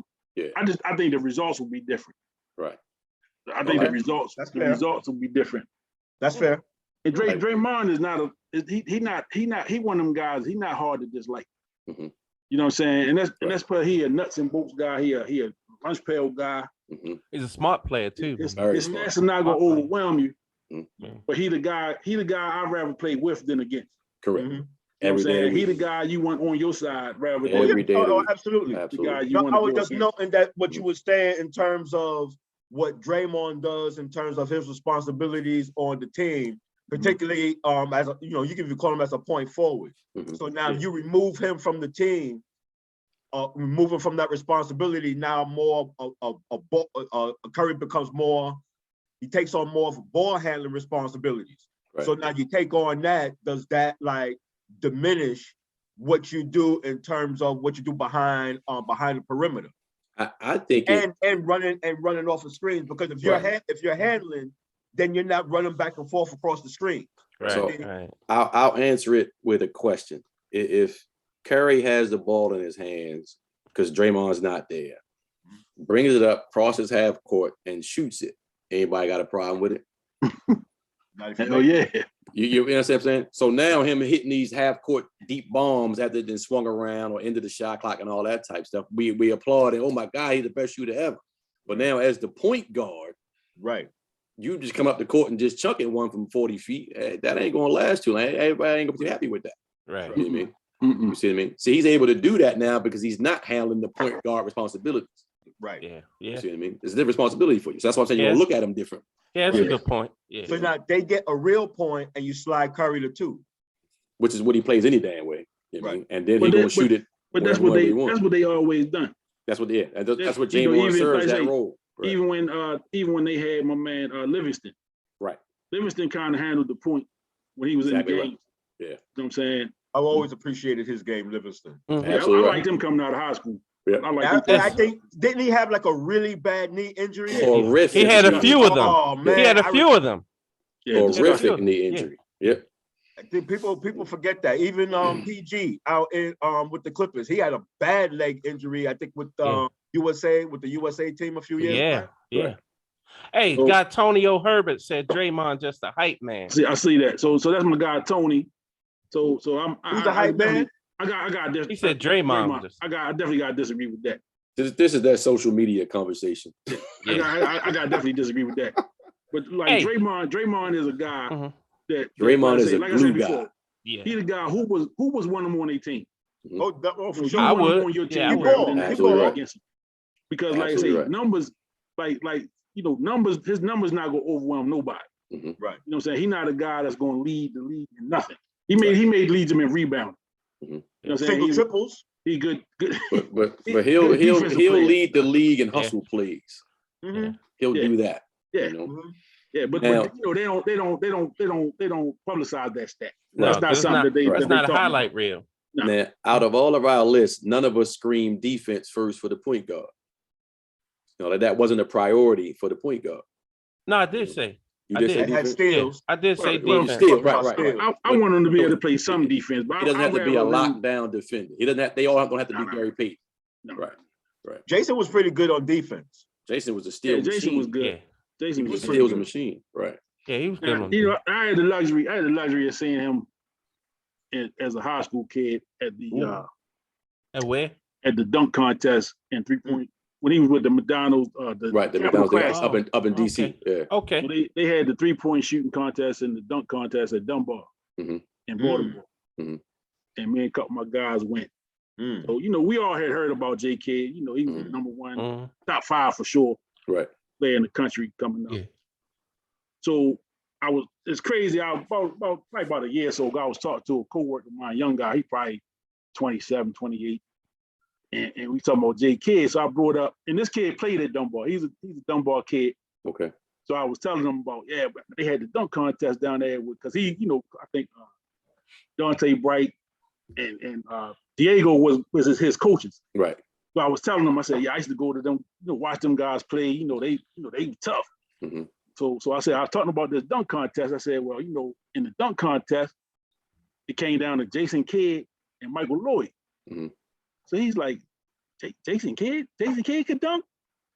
I said, my brother. I said, Jason Kidd had some bunnies. Right. Mike Lloyd had bunnies. Mhm. Jason Kidd is 6'4", 6'5". 6'4", 6'5". Right. Yeah. You know what I'm saying? So he ain't no little guy, but he had some Right. bunnies. Mhm. You know what I'm saying? So they in the finals, him and Mike Lloyd in the finals. Mm. They going back and forth. Mm. They come down. I think Jason Kidd, I don't know if it was the last dunk or his next to last dunk, but he was on the they was on the far side of Dunbar Gym. Mhm. He threw that shit off the back of the wall and caught that motherfucker, and you know, crowd go nuts. Right. So now Mike Lloyd in trouble. You know what I'm saying? This is the hometown kid. This Mike Lloyd. Mhm. He in trouble. Mm. Mike was like, man, fuck that. You know what I'm saying? Mike, he rolled the ball rack out. I think he had somebody sitting in front of it. Mhm. I think. But I know the ball rack was a part of it. And he came down, he did some little did a little reverse shit, and Mike 6'2", 6'3", so he got out to get the fucking head at the rim. Right. Took the ball to his goddamn feet backwards. Ooh. And ran up into the fucking crowd all game. All game. But it was Jason Kidd, you know what I'm saying? Like this kid is 27, 28 years old. So he knows Jason Kidd as the the passer, the defensive guy. Right. He's shooting threes. Jason Kidd ain't dunked on nobody probably since he was in college. Right. If that. You know what I'm saying? So that's just perspective. Right. You know what I'm saying? He sees Jason Kidd one way. I saw him from the beginning. Right. Like, nah, Jason Kidd had some bunnies. Right. You know what I'm saying? And that go back to our whole, just how we see guys and how we see different players. Right. Or how they impacted us. You know what I'm saying? Like, who would you take in the last 25, 30 years old Magic? Nobody. You know what I'm saying? And that's because of the impact he had on you. Correct. Is that a trick question? That's just real shit. That's just real shit. Nobody. The closest one would be CP3, but he can't do what Magic would do. Right. And that's what I'm saying. It's all about what your eyes saw and how these guys impacted you and how you see the game. Right. You know what I'm saying? And so, they like I say, that GOAT talk, it frustrates me sometimes. I get the debate. It's cool sometimes to debate all that stuff, but when it's just no doubt about it. This guy's better than that guy. And that's some bullshit. Let's cut the crap. Yeah. Let's cut the crap on that. You know what I'm saying? So we got about 3 more minutes before we wrap it up, man. So first off, I want to thank y'all fellas. Thank y'all fellas for coming on with me tonight. Oh, no doubt, man. Thanks for having me. Thanks for having me. The round table, man. Oh, man, Mario. Sports Mix in the house. Shout out to the Sports Mix. What's good, O? So somebody tell Cheese turn his mic down. Point guard is a necessity for a championship team in the NBA. Nah. Seems like a lot of championships teams don't have a star PG. It's not a necessity. What was the question? No, he was saying that a pure point guard is a necessity to win the NBA championship. No, not necessarily. Not necessarily. No. Golden State didn't have one. Right. Now he lost one. Yeah. Mario was tough on that court too. Little Mario. Well, I still say little Mario. That was my dog. That was my little dog though, because he was a couple years younger than us. But he wasn't younger than Kenny, because Kenny only 12 right now. Still. Yeah, you already know. Yeah. Yeah, I'm trying to get my driver's license next week. Yo, Cheese, I like the setup you got going on there, boy. I appreciate it, man. The big bright microphone, loud as hell. This boy ain't getting that money. Yeah.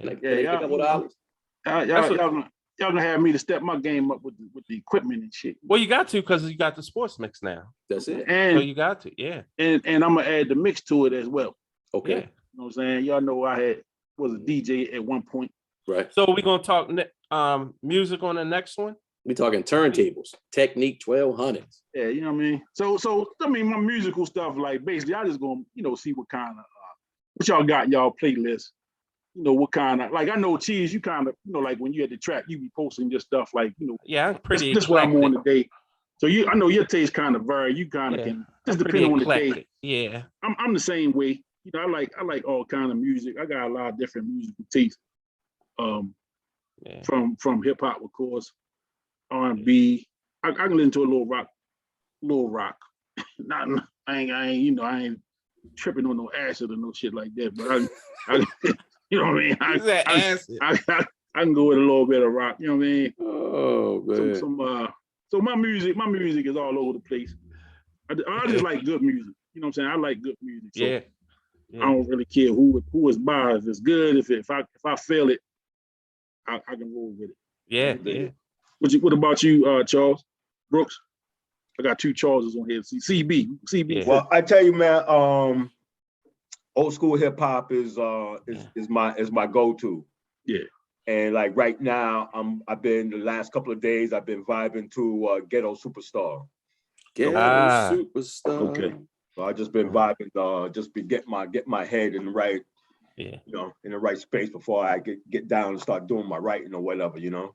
You know what's crazy? Who I listened to at work today? It was a weird mix. I was listening to Camp Low and the Eagles. Crazy, right? Yeah, that's definitely a mix. That's pretty cool. Yeah. But there's some times where I'll listen to L when he responded to Cannabis. Yeah. Who's that? It still blows me away when I listen. Who's that? You say? LL Can of what? Can I bust? Can of greens? What? What's his name? Oh man. Yeah, here we go. That's in the wheelhouse. That's it. This is me there, boy. I was just been on EPMD all week.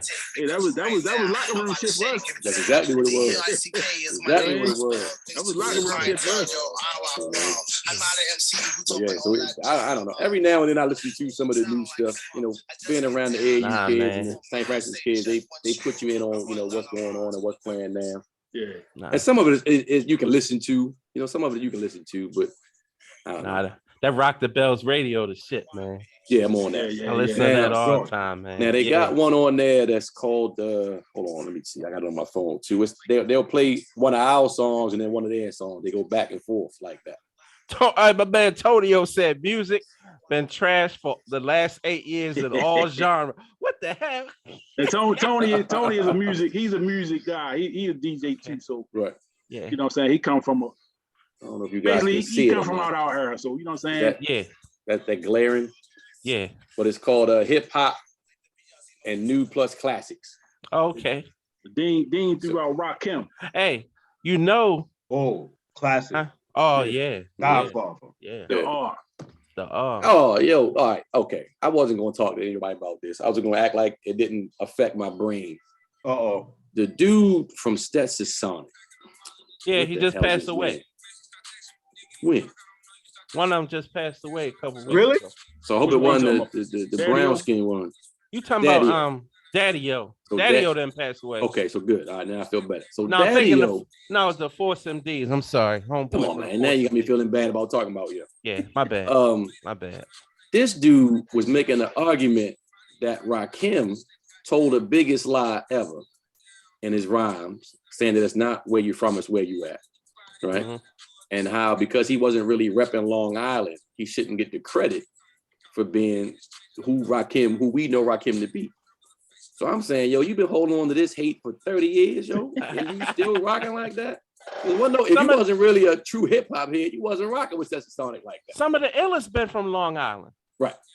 You know, and he feels like EPMD from Long Island. Well, he feels like because Rakim wasn't repping whatever part of Long Island he's from, he shouldn't be held, you know, in that kind of even GOAT conversation. Nah, man. But no matter how you feel, it ain't where you from, is where you at. It's still a hell of a line. And we still playing it. In 2021, that's still a hell of a line. So now, give me your GOAT 5 and all I'm gonna say is hip hop artists. Don't ask me no other questions. Don't say, are we talking lyricists? Are we talking this? No other questions. Give me your top 5 hip hop artists. People, if they on the radio, you're gonna turn the volume up. It could be a person or a group, either one. Mm-hmm. Biggie. Oh, okay. Jay-Z. Okay. Rakim. Okay.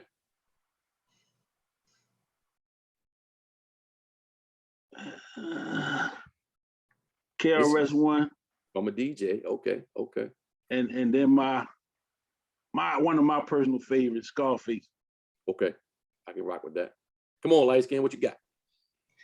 That'd be Nas. Charles got to write his stuff down. He got to write his stuff down. So obviously, for me, it'd be Nas and Jay-Z. Okay. I got Nas. Mm-hmm. It's kind of tough for me for a lot of reasons because I was really a hip hop head, man. Like we are all as kids. Mm-hmm. I still stop in my tracks when I hear Rockbox or something from Run DMC. Me and Kenny talked about this the other night. How I thought Run was unbelievable. Yes. Yeah, absolutely. I thought he was unbelievable. If you listen to him now.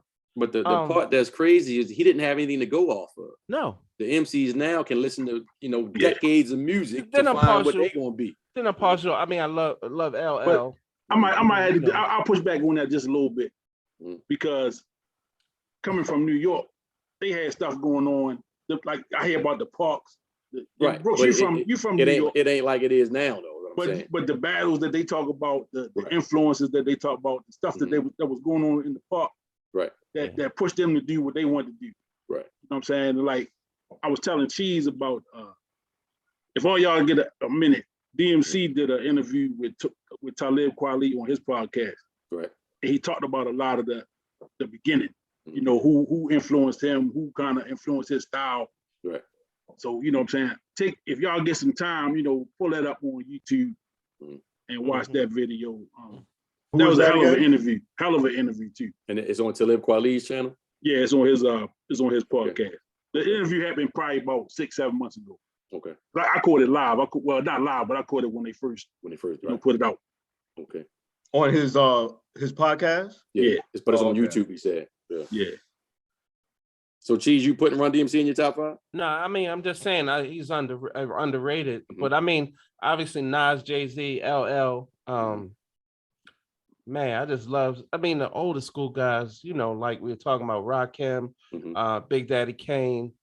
You know, so you can kind of see where I'm going with that. Right. The other two is a toss-up, but you give me Nas, Jay-Z, and LL, then I'll roll with 2 more somewhere. You know? Okay. What you got, CB?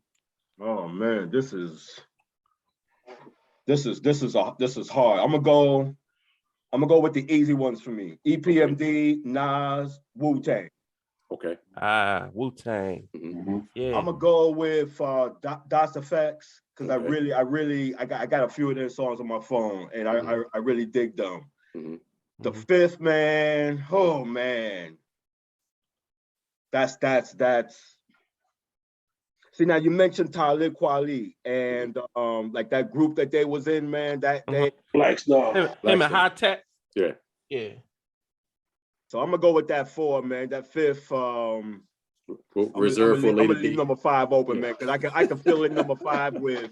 Yeah. Right. Anybody? Yeah, quite a few people. Yeah. And see, and I didn't want to use, and I purposely did not want to use L, Big. I didn't want to use Big either. I didn't want to use Big. My man, I got Tupac. And see, that would be there. You go. That's my 4th, Tupac. I'm sorry. So I did. So I'm looking at, you know, I'm looking to exclude them because those are easy. Yeah. You know, I could have put in T.I., I could have put in Luda. You know. Yeah. Nobody put in Master P. All right. No. Now we talk about getting the bag. Nah. Getting the bag. If we talk about getting the bag, he gonna be number 1. Yeah. Right. But for me, like I can't separate what I was doing at the time or how I was living from the music that was shaping what I was into. You know what I mean? So the talent that Biggie displayed, he got to be on my list. You know, and he the first one. Because I can put that Ready to Die in and it's gonna just go. Yeah. We ain't skipping nothing. We just letting it play. Here's all the way debate because I've debated pound for pound, Life After Death may be better than Ready to Die. It may be better. I totally agree. It showed far more talent. Now, my goodness. You know what I just heard recently? What was that? About Life After Death? That it was not supposed to be a double album. Really? It was not originally supposed to be a double album. He just had that much. He just kept putting it out. But they said when he got the injury, remember when he got in the car accident? Yeah. He was doing nothing but create music. Right. And he just started recording, and it just came out that way. Just kept coming. Crazy, man. Yep. That's crazy. Well, for those that knew me in the 80s, there's no way LL Cool J ain't gonna be on my list. Yeah. That's a fact. That's a fact. I took my high school picture where the cane go on. Yo, we walked through the mall. I'm like, why is this nigga licking his lips like this? It's gotta be a reason. I thought I was light-skinned. I was like, that is the most light-skinned shit I ever seen. I'm like, did you just eat some chicken? I'm like, what? I wore a damn Kango in my school photo. Yes, sir. So the yearbook is stamped forever with that Kango on. Yes, sir. Killing me. I can stamp that. Wow. That's around the time when we first met. Yeah. Right. Yeah. That's around the time. Yeah, I can stamp that. I ain't gonna front. I ain't gonna front. The girls like them though. I'm like, what the fuck, man? God. So That's why you gotta have limited friends, man. You gotta have limited friends. Oh my goodness. Tonio had Biggie, LL, Jay-Z, and Tribe Called Quest. Tribe. And Dean had Rakim, Biggie, Jay, Nas, and J. Cole. Yeah, it's a good list, man. Yeah. J. I Cole's like that nice, J. Cole man. kid. I like J. Cole him. nice, man. Yeah, That's like a J. good Cole. one, Dean. Yeah, I like J. Cole. J. Cole nice. Yeah, but this and for sure, we just gonna have to have a music edition. You know, because we could do this shit all night. Right. Yeah, man. You know what I'm saying? Because then you talking about albums. Mm-hmm. You know what I'm saying? Like think about, because it always go back to, you know, when you was in your coming of age. Right. You know what I'm saying? So like, you know, I be tagging my crew from like that 14, 15-year-old. Right. And that shit, you know, me, Neil, Leonard Cheese, Harry, Kevin Greaves. You know what I'm saying? One summer it was the Raising Hell album. You know he's not the original, right? Yeah. No, his name is actually that though. I know, but you know he's not the original, right? Who we talking about? Leonard T. Cheese. You know he's not the original. Well, you know. Come on, man. You know, we know. You know. But he was don't that's be on his that. birth certificate, so It's he can't help that. It's on mine too. You got Captain Harvey. That shit is right on the wall. You know what I'm saying? But one summer it was Raising Hell. Mm-hmm. The next summer it was I'm Bad, you know, the Bad album, LL. Yeah. You know what I'm saying? Eric B. and Rakim. And that shit Public played Enemy. in everybody's radio. No matter where you went, you heard the same album over and all over. day. Any hood you went in. All day. That Bad shit was on. That's when the dude Chris used to do the house parties with the damn big ass radio, with the big radio. double tape decks. Yes, sir. Man, you be in that bitch sweating like you was in Africa some goddamn way. But you wasn't gonna leave. You was scared you was gonna miss something. Yo, remember when Naughty came out? Charles had the Ghetto Bastard. Yeah. Remember? You probably remember. Yeah. We ride around Newark and shit and East Orange and shit. I'm like, yo, we get girls though. It was getting girl. So Yeah, CD on the windshield where that little shaded part is, you know, to keep the sun out your eye. I had a tag up there that said Ghetto Bastard. Yeah. We ride around that shit with about 2,000 watts of system in that month. Yo, you could start that bitch a few times. Yo, you could have swore I was Tretch, man. Oh, that hip hop shit was it for me. Oh man, that was a great time. 80s and early 90s, man. Mm-hmm. Great time. Go down Crazy John's and Park and pop the trunk. Yeah. And then Cheese pushed this motherfucker bitch that the battery ain't gonna start. Yeah. Yeah. So remember you know, remember Eric B and Rakim had the double the 12-inch with Eric B for president. Right. Yeah. And My Melody on the other side, right? Right. Yeah.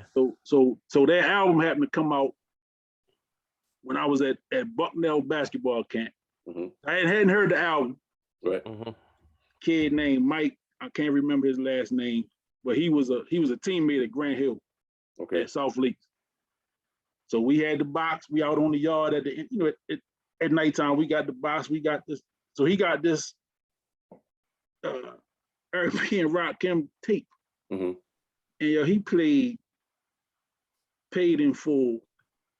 We had to play that thing. I learned the words that first night. You know what I'm saying? The song is short. Right. I mean, it's not a long song. The song is short, but it's to the point. Right. And it's hitting hard as a motherfucker today. Right. But we learned the words that night. I heard, and we played it. We rewound that shit over and over and over till it was time, till it was curfew. Right. Yeah. Man, at least 3 hours we sat out there and we played nothing but Paid in Full. We ain't listened to none of the other songs. Fuck the other songs. Yep. Play that again, yo. Did you hear what he just said? Play that again. Yo, you heard that? Right. Wow. Did he just say that? Classic. Yeah. But the thing that my next door neighbor name was Snake. His older brother's name was James, and I don't know what trouble James had got in, but went to New York to try to avoid trouble here in Baltimore. So while up there, of course, he exposed to hip hop at the grassroots. You know what I mean? Mm-hmm. So when he come back home, he telling us all the stories about the girls there in the Bronx and this and that and the music. So he was the first one that I actually witnessed with my own eyes scratch a record, and he had Rock Box.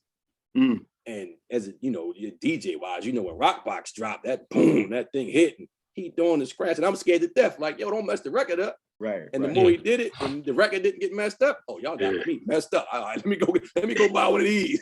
And that was it. I couldn't, man. I love DJing. She's hated that shit because she's had to carry all the records, but I loved it. Oh yeah, loved it. I'm looking at one of my 1200s right now. Doing the parties up, right over there in the corner. They've been collecting dust for about 15, 20 years, but I still know how to work them motherfuckers. Right. But like I went to Guitar Center the other day and was looking at that was the maybe I'm gonna go ahead and do it. Let me go ahead and get the little the little digital version now. They about this big now. You know, all your songs is on a damn on a laptop. Laptop, yeah. Before we used to have them big ass crates of records. Yo, Cheese would cuss me out every fucking party. I got about 15 crates of records in this closet right here. That was a fun time though, man. Yeah, it really was fun time. We used to load up that car and drive party at the party. And it was innocent. You know what I mean? The essence of hip hop back, you know, for us, it was all about trying something new. Yeah, just innocent, having fun, man. Like, you know. Then we got to the parties in Jersey, and that hip hop was different. Yeah. The way they rocked to it was different. Everything about it was different. What was the song? Lords of the Underground. Yeah. They was from Newark. Or East Orange, but I think it was Newark. But then when that song came on up there, shit, you thought that we had Run DMC themselves in the building where they at. Yeah. And then being in Jersey at the time when they had them and East Orange had Naughty and this one had that. To see the little neighborhood, like y'all obviously CB, y'all call them barrel, but over there it was just, little neighborhood. Battling, trying to put their stuff on. And then when Wu hit, shit. The game was completely different. Yeah, man. Never even thought about going to Staten Island before Wu came on the scene. Yeah, that's crazy. Have y'all been checking out the show? No, I never watched it. Never watched. You gotta check it out. You gotta check it out. You got the Hulu Plus Live TV. How you ain't? Yeah, but I got caught up in this 50. You know I'm a 50 dude, man. Oh, see, I don't 50 got me locked, man. Then he had my man Joey Badass on there. I haven't watched Power one time. Man. Yeah, I got caught up on the Powers last summer, during the pandemic. I didn't get into the first, the original Power. So I binged it, last summer, got caught up, and I caught up to watch the finale, so I finished the series probably in about 3 weeks. Man, all I'm gonna say is then I'm on to Power 2. I was a Ja Rule fan. Motherfuck 50 Cent. Yeah. He ended my man career. Oh, no, Ja nice, man. Ja still nice, man. He ended my man career. Yeah, he put the foot in his ass. Yeah, he done came back with a vengeance, man. 50 don't get me wrong, he's a hell of a businessman. Yeah, 50. Ja Rule trying to come back though. He's got to stay away from them shady business deals he's doing. He out there got people going to these islands and shit. That ain't even real. No. Come on, Ja. Yeah. No, I like Ja, man. Cool dude. He had some good music. He has some hits. Yeah. I can't front on his catalog. For the radio type shit. And you had man. Yes, indeed. But he had some underground cuts too. You know what I'm saying? In the beginning. Right. You know what I'm saying? Some of his early stuff was like, when he was with the joints he had with Jay-Z and DMX. Right. Yeah. I gotta put DMX on my list too. I almost forgot about that. For sure. Yeah. DMX for sure. Yeah. For sure. But but like you say, it's so hard to break it down. Sure. To just 5. Right. Because then you're like, damn, like how you leave DMX off? Right. You know what I'm saying? Or how you leave, DMX Ice Cube. is you know what I'm saying? Cube Like is my Ice fool. Cube, bad motherfucker. Yeah. Yeah, he's literally a guy. Whenever he comes on, you stop and listen. Get hype. Yeah. Any song he puts on. Right. Yeah. And you feel it. Yeah. So I watched so YouTube, well, YouTube got every damn thing, but I was down the rabbit hole one day, and I don't know how I got there, but you can put in like a scene from a movie, like a rap verse or like Eminem's battle, you can put that in on YouTube, and it'll give you other options. You know what I mean? Yeah. So I was watching the scene from the NWA movie. What they call the movie they just had out? Straight Outta Compton, where he was doing a No Vaseline part. You can only imagine how it was killing them dudes. Yeah, that No Vaseline may be that may be the goat of all diss records. Yeah. Yeah, Tell you, that- Ice Cube was something, man. that was strong. Ice Cube in my top 10, by the way. Yeah, absolutely. Yeah. Absolutely. And Ice talking was about getting the special, bag. man. Yeah. Talking about getting the bag. Yeah, he definitely getting that bag. Ice Cube was nice, man. He definitely getting that bag. Yeah. You know. But I was just hoping that, you know, the Bronx dude was going to come out with, you know, some big pun or, you know, some shit like that. You know, that's what I was hoping. Give me something to talk shit about for the next one.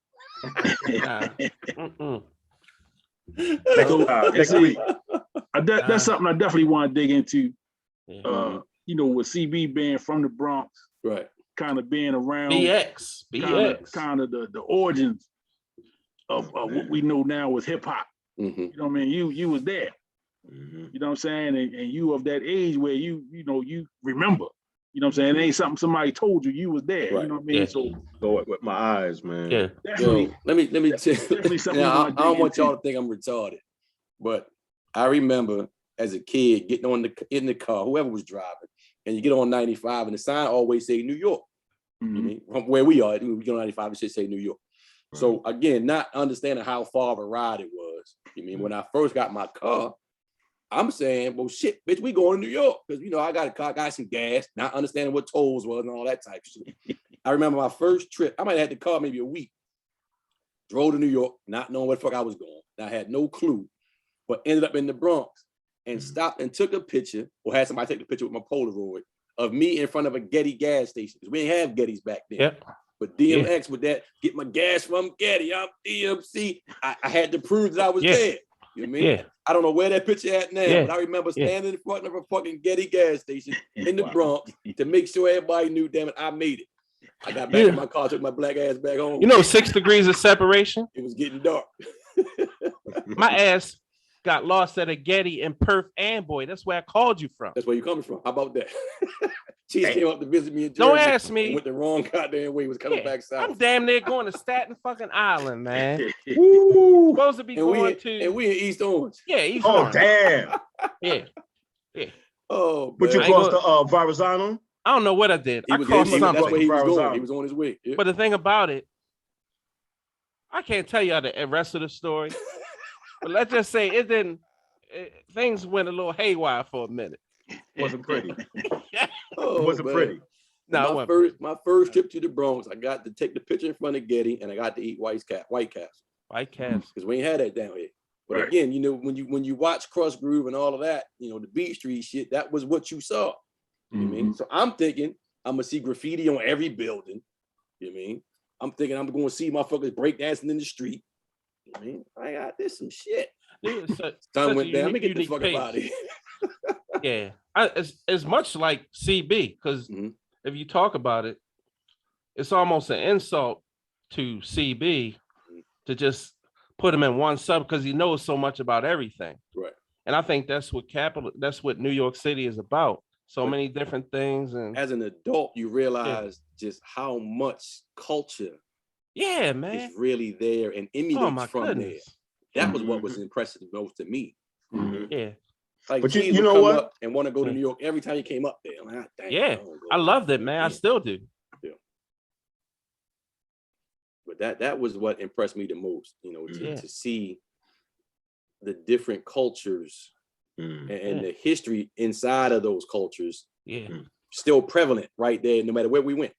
You know, whether we was on Fulton Street on one side, or we was over in Spanish Harlem, or we was in Williamsburg. It was always something going on. Like the I guess they're Hasidic Jews. Is that what it is? They are Hasidic Jews over there in the Diamond area over there. Yeah, man. And you know, they didn't care what you was playing on your music. They didn't give a damn about none of that. They lived their life. This is how we're gonna do it. And we in this little pocket right here. Yeah. And it was funny to me to see how the restaurants that were there catered to who lived there.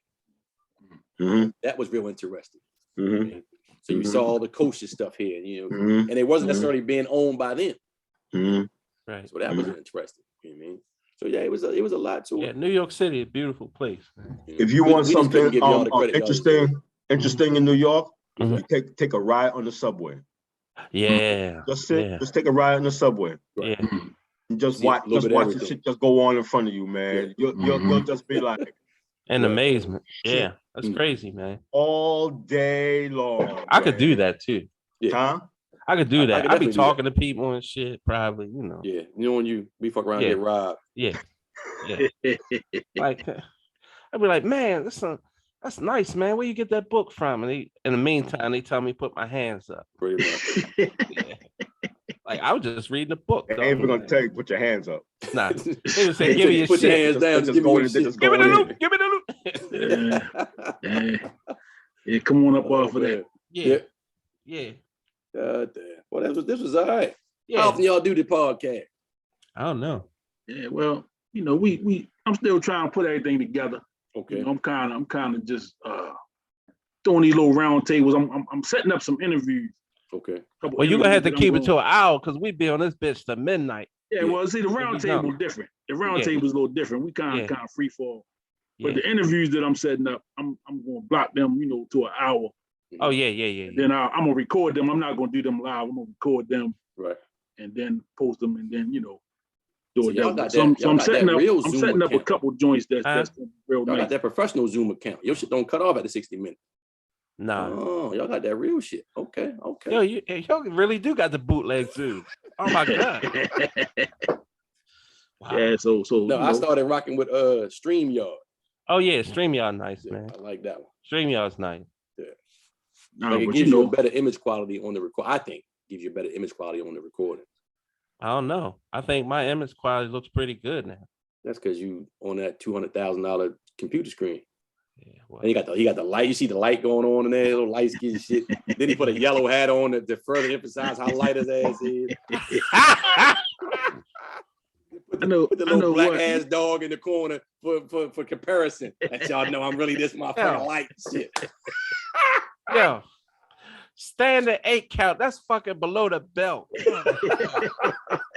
Oh god.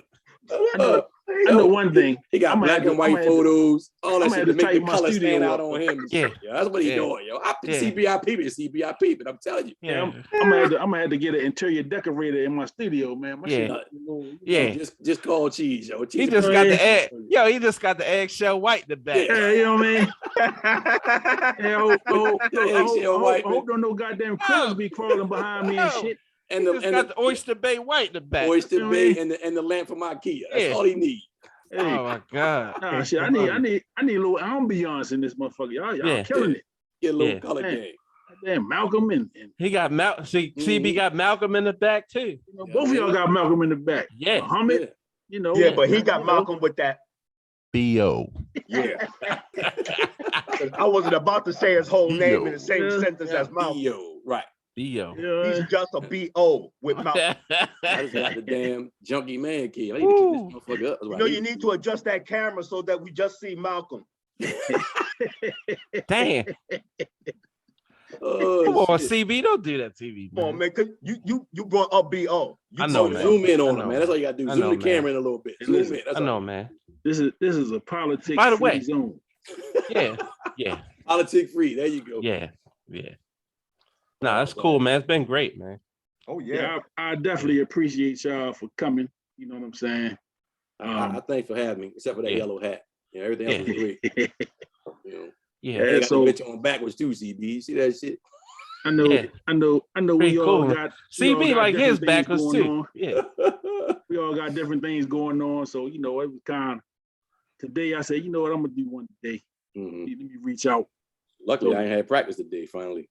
We in that bitch every day, man. Yeah, well, it started for me in a couple of weeks. So, you know, and you know, congratulations on that, by the way. I appreciate that. Yes, appreciate that, man. I do. You know, so are you gonna wear a towel around your neck? Hell no. You said, a towel? Yeah. Oh, a towel, maybe. I thought you said a tie. Yeah. No, a towel. No, we polos. Huh? Y'all want to play us? Y'all want a game?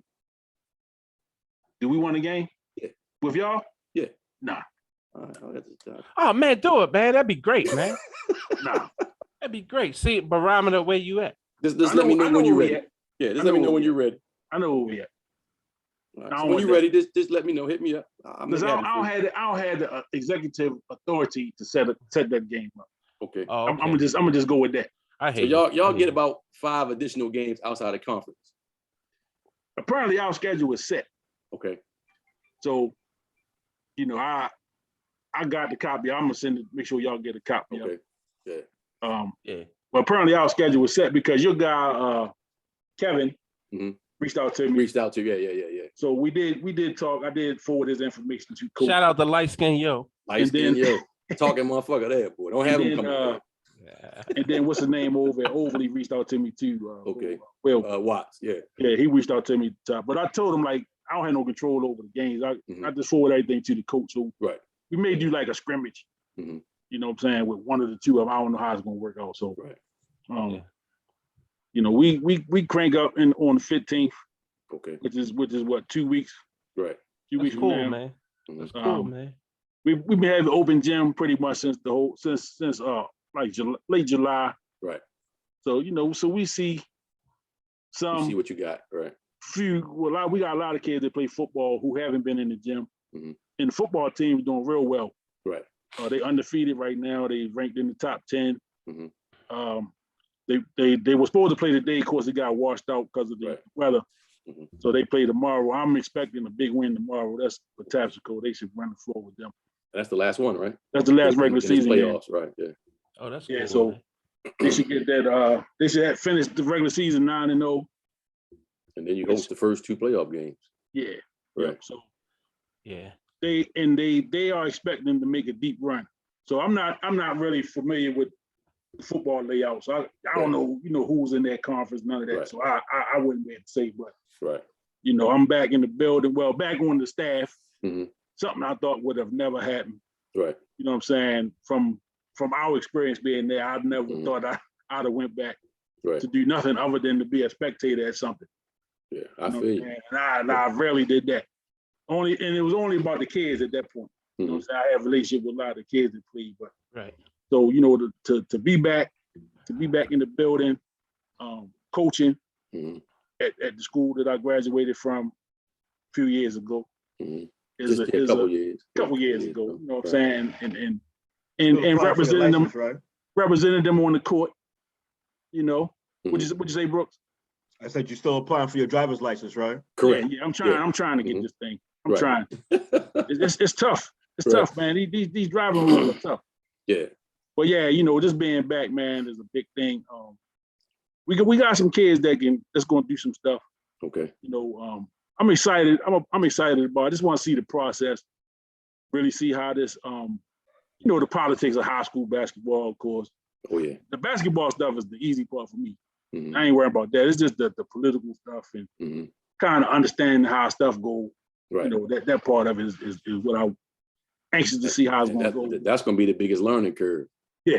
Yeah. And I know it's going to be a curve because I come from a situation where I was running my own program at one point. So I made all the decisions. I did what I wanted to do and really didn't give a fuck who liked it or did. It's gonna be different. So it's definitely gonna be different now. So I'm looking forward to it. You know, so we'll see, man. So you know, from that perspective, that, you know, that little Southeast area is different from when we grew up out there. You know what I'm saying? So that's the thing that I'm trying to adjust my thinking to. Right. This is not the same Dundalk correct that I grew up in. You know what I'm saying? So just making that adjustment, knowing that the logistics of the whole community is different now. Right. You know, like demographic has changed, definitely. When we grew up out there, you know, I was a third generation. My grandparents moved to Turners and then they raised the family, then we came. So you know what I'm saying? We had that type of thing. Right. Turner Station, Dundalk, all of us had that. But our parents went to Dundalk. Right. Then our kids, some of our kids, you know what I'm saying? So we had that thing going. And now you got a lot of people that's not from that area. Right. You know, they come from other places. So, you know, number one, their loyalty is different. Correct. You know what I'm saying? Loyalty is where the opportunity is. When you say loyalty to the community. To the community. Okay. So when we grew up, you know, like you hear us talk a lot about Turner Station, where we grew up from. You know, when we grew up there in the 80s, you know, we pretty much grew up in the late 70s, 80s. the neighborhood was different. And it was different because, you know, it was families. You know what I'm saying? It was generational family. like, it was generational. So my like I say, my grandparents, their children, the children's children, and so on. So you had like 3-4 generations of families in that community that grew up together. Everybody knew everybody. So we looked out for one another. You know what I'm saying? And we had that thing going on. You know, now, you know, it got to the point where people moved away. You know, we charted our own path. So the neighborhood is just people coming there because they can afford it. They can afford it, right? They can afford to live there. You know what I'm saying? And so it's not that same loyalty. Like we got the saying, you know, the TS for life, because it means something to us. You know what I'm saying? It was where we cut our teeth. You know what I'm saying? Where we kind of, a lot of firsts happened for us growing up in that neighborhood. The same way your neighborhood would be for you. You know what I'm saying? It was where you cut your teeth on everything. So, you know, now when I go back, you know, it was a point in time where you could go to Turner's and be like, well, that's such and such son, or that's such and such daughter. Like now, I don't know who's who. I don't know nobody's kids. So it's like they're getting to know kids now. They're getting to really know how they operate, where they from, because, you know, it's rules to where they from. You know, they if they coming from West Baltimore, they operate a little different over there. Right. Like, you know what I'm saying? So just learning the kids, man, learning how stuff is going. And it changes the relationship dynamic.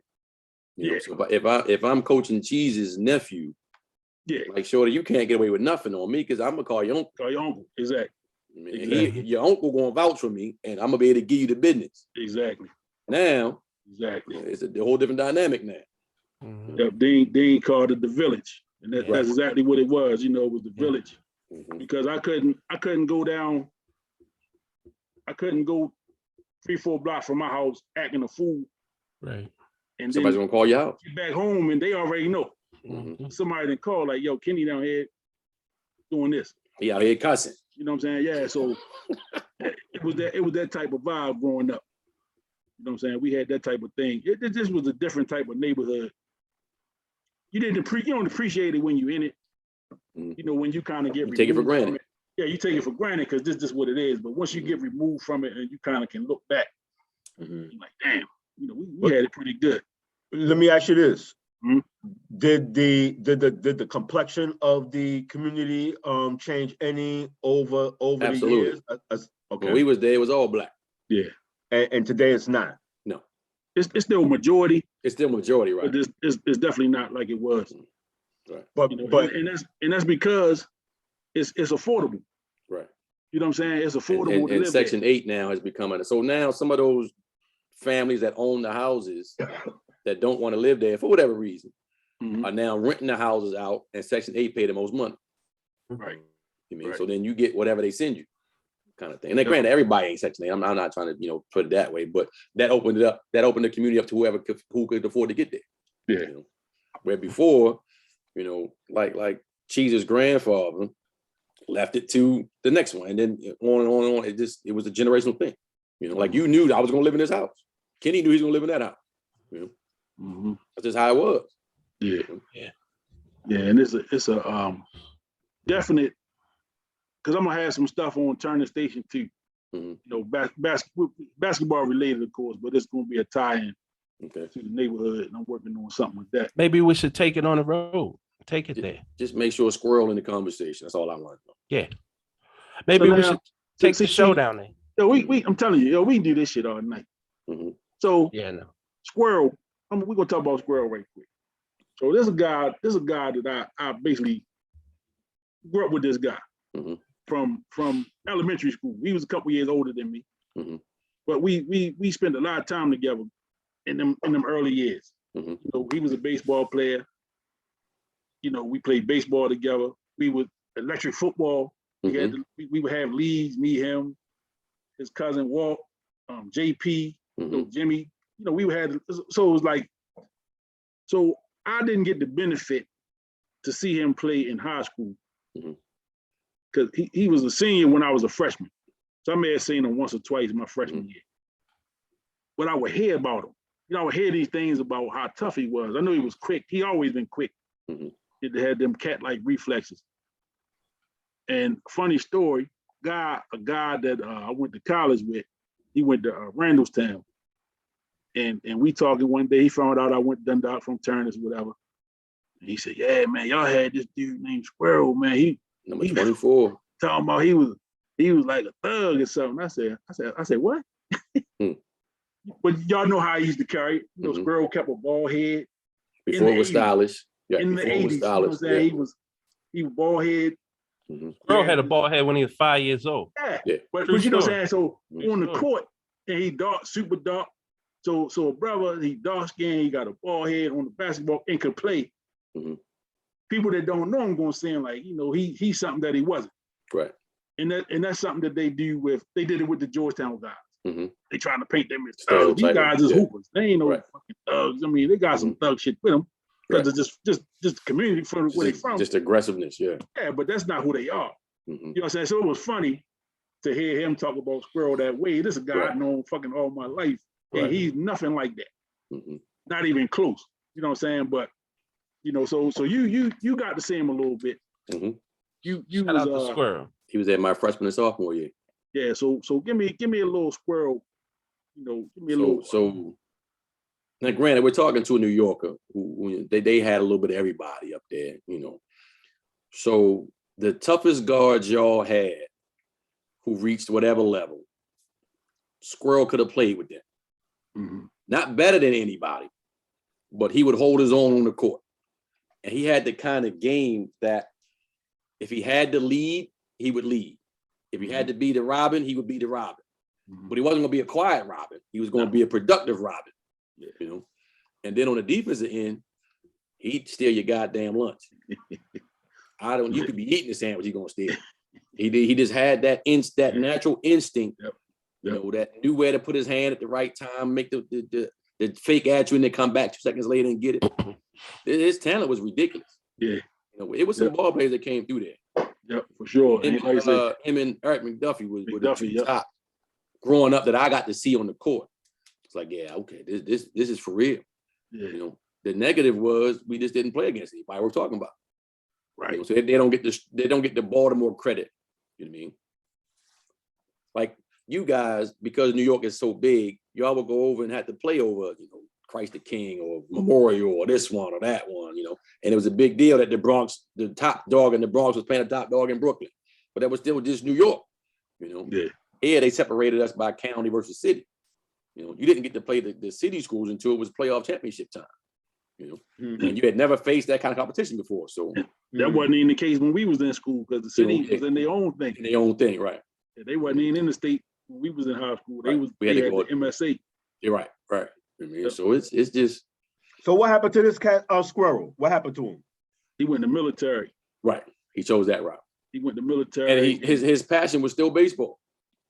Yeah, he was a hell of a pitcher. Yeah, his passion was still, but he was a hell of a pitcher. He was tough. He was tough. Is he still around? He was not legendary. No, he was not legendary, but he was tough. He wasn't legendary. Now, me and my guy Cheese got the privilege. Yeah. The mighty Ebonites. Maybe they should do a documentary on that team. They should. I think I they may should. visit the Netflix. They should. They should. Ooh, Lord. They should. Legendary. They should. Wait till you hear this. That was the Ebonites Dodgers. The legendary Ebonites Dodgers. I'm gonna tell you this. They couldn't beat Dave Edwards Cafe Oreos. That's all I'm gonna tell you this. If you I'm keeping it real. That wasn't even competition, brother. You cannot mention Little League Baseball on Turner Station.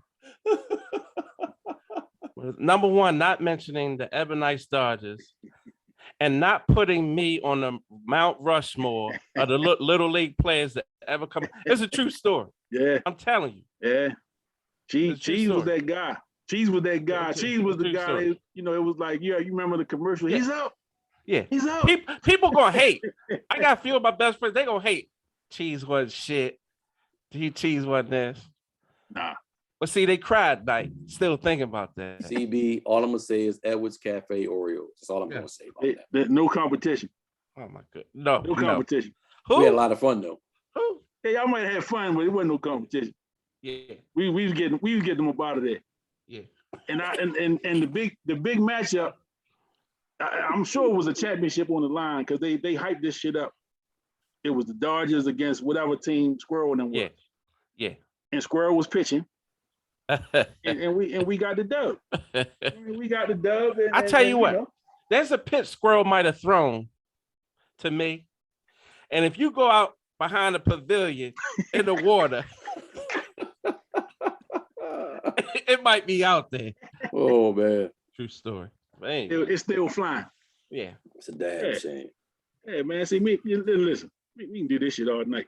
Yeah, it's been great, man. We can do this shit all night, man. I definitely appreciate the fellas, man. Yeah.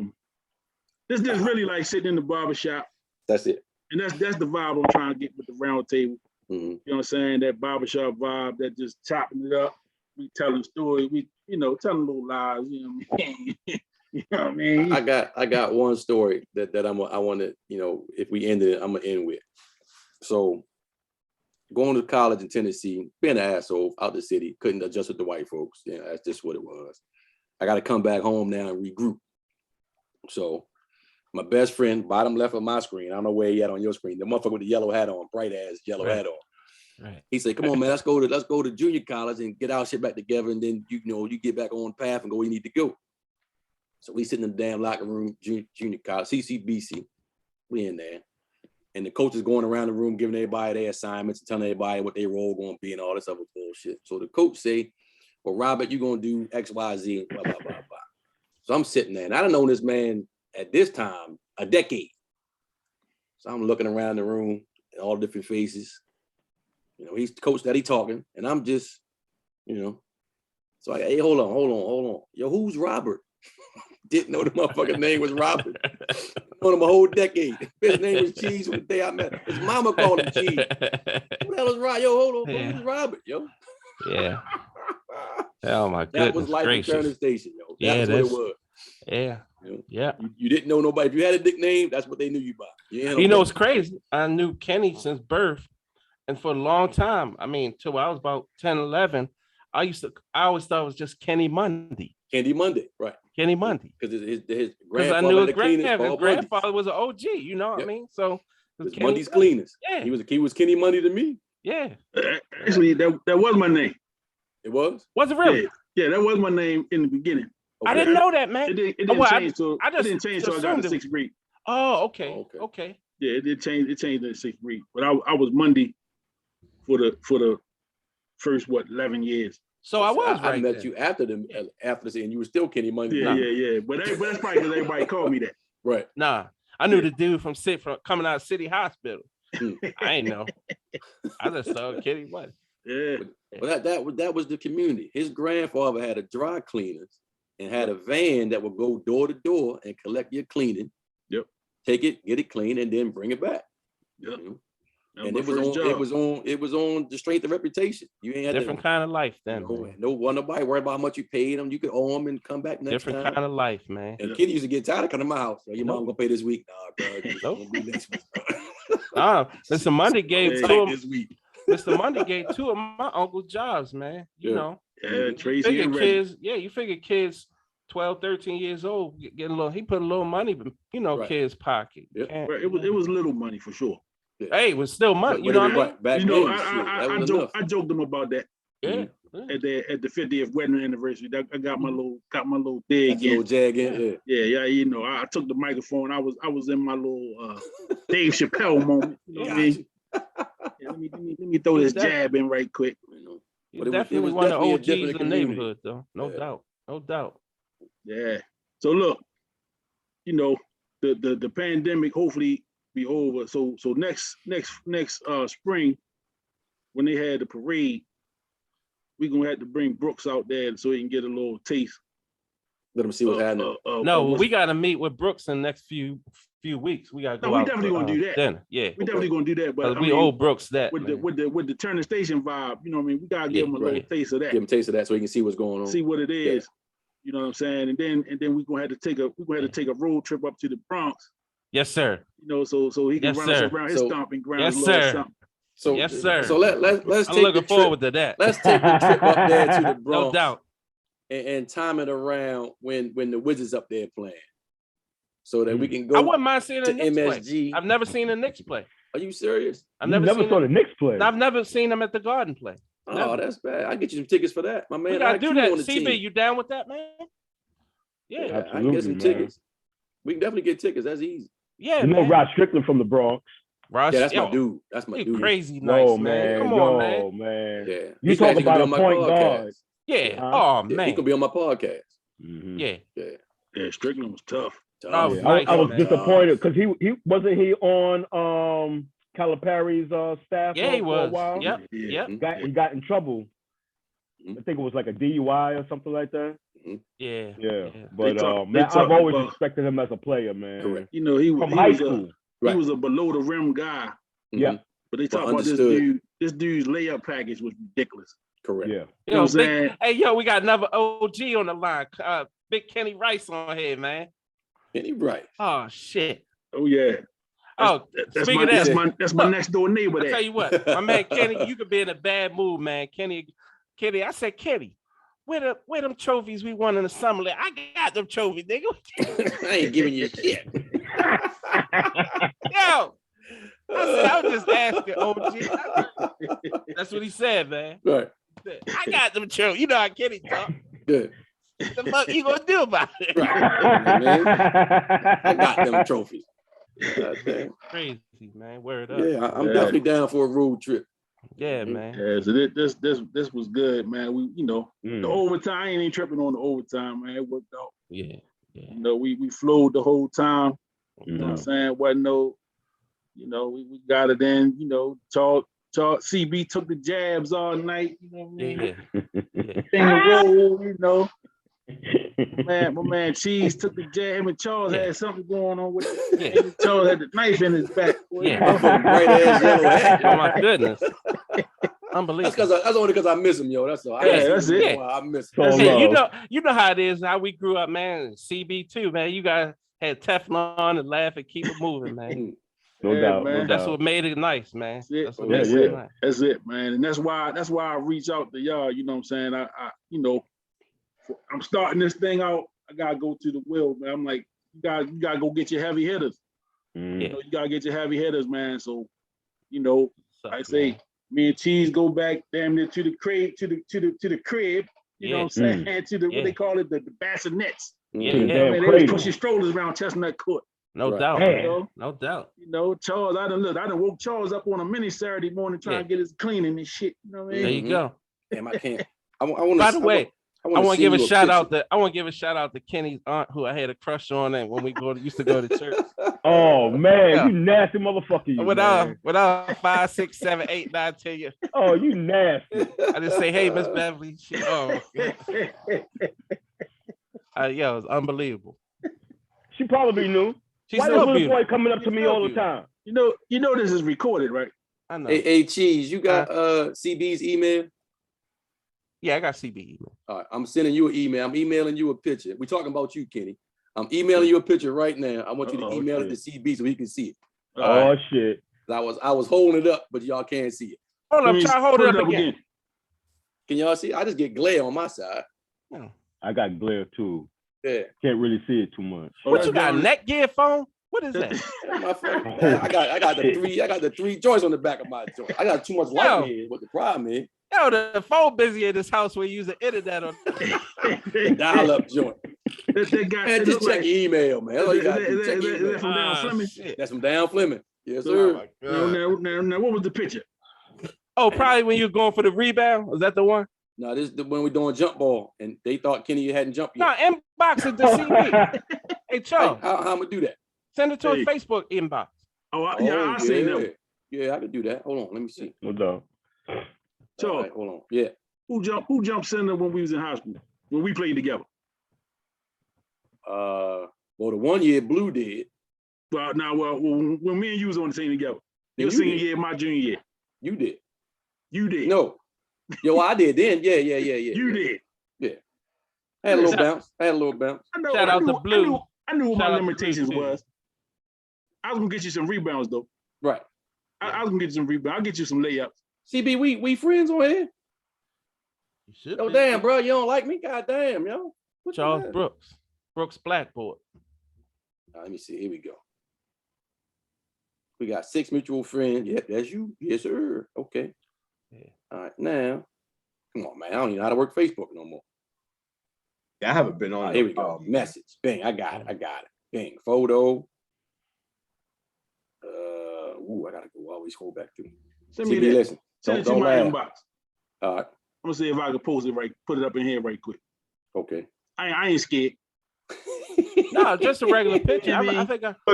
So when Cheese was a kid, did he wear his hat backwards? Yo, listen. I used to wear a hat all the time. I tell you what. I'm gonna tell you the first meeting. My hair was out this much when I was a kid. I kid you not. That's fact. Yo had the world. But my mother wouldn't let me cut it because she thought it looked nice. It's a true story. True story. That's fact. Yo had the world be free. She definitely had the afro. Yeah. World be free. But Cheese would be on the court hooping in a damn sweater. Yep. It'd be 812 degrees outside. Cheese got on a knit sweater. For some reason, I stayed nice though.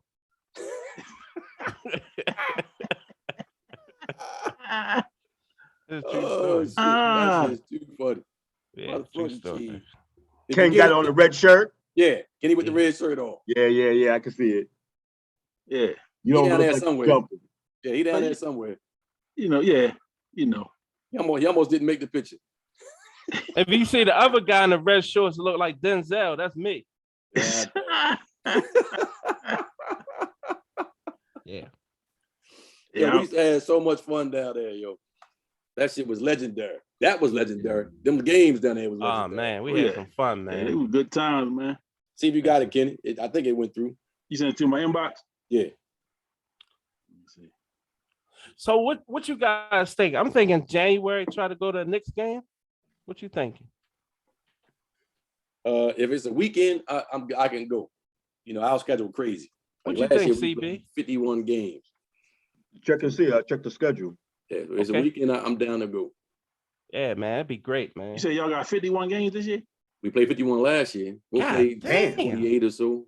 Yeah. Damn. Our shit different, yo. Y'all in the G League. God damn. Right? Oh my god. Our shit is definitely different. Yeah. Yeah, that's true. Yeah, I got it on my phone. I don't have it on my computer. Okay. I don't know. Maybe it's because I got the Zoom up, it won't come up. Right. But yeah, you had a little bounce. Just a little bit. Sometimes I had a good day every now and then, you know. Yeah, but I would talk plenty shit every day, CB. You can tell you that. I could definitely do that. Yes, sir. Oh man, this shit here was all right. My haircut was tight though. Yeah, your haircut was in there. Yeah, my haircut was tight. Stay fresh. You see, my shit still ain't right. Where is the court? Where's the ball court at? At the very bottom of the community. Okay. So if you decide to come down there and play, it was only one way out. Got it. Unless you could swim. It's like fucking Staten Island, man. Unless you could swim. You had one out, you had one road out, or you were swimming. It's like a small Staten Island. You know, so if you wasn't built for that, just don't even come down there. You know, it was plenty of nights, dude come down there from other parts of town, and it just didn't end well for him. I'm glad I wasn't involved in none of that. Yeah, I agree. I was not. For the record, I was never involved with anything close to that. Yeah, we'll talk about it later, CB. We'll talk about it later. Yes, sir. That's what we're gonna do? Yeah, we'll talk about it later. when it ain't being recorded, that can be used against you later on. Is that what we doing? Oh man. Yeah. I needed this. This was. But you know what? Before we leave, that's one good thing, and I'll harp on it again. That's one place where you can live and grow up, where you can have a combination of kids or guys that could be any place. You can have a guy who was a hustler walking with a guy who played ball and a kid that was in his books, and they all be best friends. Correct. They all be walking down the court. Mm-hmm. It was nothing for me to go hang with the dudes who was hustling or whatever. Because they respected me, I respected them, and that was the kind of neighborhood it was. And it was the era. I never had no beef. Never. Where they would never tell had no you beef. it's time for you to leave. We're about to get into something. Yeah, never had no beef. Where now I see so many kids, they know this kid is trying to do right, football, basketball, whatever it is, and will bring them along with them to do the dirt. Yeah. Knowing that that's not their lifestyle. I mean, that's one of my biggest gripes about how things go on there. There he is. I see that. Ooh, the haircut do look tight. Damn, what was that? Yeah, that was a jump ball that Kenny got a late start on, I'm assuming. I think I actually helped you up. I appreciate that. Oh, okay. I think that's what was going on there. Yo, did you do that to the camera? Did you like move us around? He did. Yeah, he shared the screen, so that put us off to the side. Yeah. Okay. Yeah. Look at Kenny high tech. Kenny got multiple degrees and shit. Kenny kind of smart. Even though he ain't got his driver's license yet. Yeah, I'm still working on it. He's working on it though. He's working on Yo, it. Working on it. Why I'm looking at your email said OnlyFans. You might want to get out the screen. Yeah, Kenny, you might want to change that, man. I see OnlyFans. You are still subscribed. Trina Lust. Who the hell is that? Man. Yo, got Trina Lust for OnlyFans call. Oh boy, oh boy, oh boy. No, You can't close it fast enough. You see sports fans. Nah. Oh Yeah. man. Why say you sent the $40? There it is. Got the PayPal link on it and everything. Damn. Yo, you can't take us nowhere. All right. Nowhere. I know that's you. Who was the other people in white? What's his name right there with the cursor on? Well, behind him with the glasses is that worked for UPS forever. Was James Clapp. That's Clapp. Yeah. And the yellow is Pig. Why he refereeing without his shirt on? This Derek Ray right here. Number 30. Number 30. That's right. That's what that is. Yep, Derek Ray. Yeah. Yep. All right. And then if you look under, I don't know where I'm at on here. I'm not on this. On the other end. Yeah, I'm not on the team. You had to be on the other end. Yeah, I'm not on this one. But that's when Clapp was coaching. Oh, CB, let me tell you this story. What's up? We playing in an absolute church league. We playing for Greater St. John Church. Okay. Playing against other churches around Baltimore. Uh-huh. Nothing but church people. I gotta keep stressing the word church. Yes, sir. Everything about this is church. Okay. Now you can have your opinions about church, but this league is all churches. Okay. So Cheese is my man. We both too old to be playing in this league. No, we wasn't. No, we wasn't. We was too old to be playing in this damn league. No, we wasn't. For real. He's older than me. I was too old. So that means Cheese ass is too old. No, because them guys in that other team was like them old church, and they was like 30, 28 and 30. They was cheating. But anyway, CB, I'm gonna stress one more time. This was a church league. Yes, sir. First game, Cheese is playing. He doing his thing, getting buckets. Crucial part down the stretch of the game. Cheese on the free throw line. And these church people who are watching the game, good number of them, the pastor included, of the church that we are representing, are all around watching, and everybody is whisper quiet as Cheese goes to the free throw line. Game on the line. Cheese do his little pound, 2 dribbles. I'll never forget, he got these bright ass yellow shorts on, like he got that bright ass yellow hat on now. Cheese shoots the free throw, misses, and in front of all of these church people, the pastor himself of our church and the pastors and the deacons and everybody at the church, Cheese yells, "Fuck!" at the top of his lungs, Joe. What? Well, damn. I will never forget. In the church league, needless to say, we wasn't allowed to play no more. You ain't do your Hail Marys. We were out of there. This is that man. Well, I say fuck it. At that time, it's too late anyway. Damn. Yeah. Yo, CB, I was dying. Yo, everybody kind of just paused. Nobody went for the rebound. Everybody just kind of stopped and looked at him. Like, did he just say that? He really just said that. Hey. Yo, it wouldn't have been so bad had it not. I mean, when I say it was whisper quiet. I do think I got a phone number after that game. Probably. Yeah, it was some biddies around. It was definitely some biddies around. Yeah. We had some fun as in that time. Wow. As a married man now, that I look down on that time of my life. But I hate you. Yeah. We had some adventures. We ought to have some of them. We ought to have some of them on the next podcast. Yeah. Tell us some adventures. I don't know if I'm ready to tell us on my shit. Woo, Yeah. man. Right.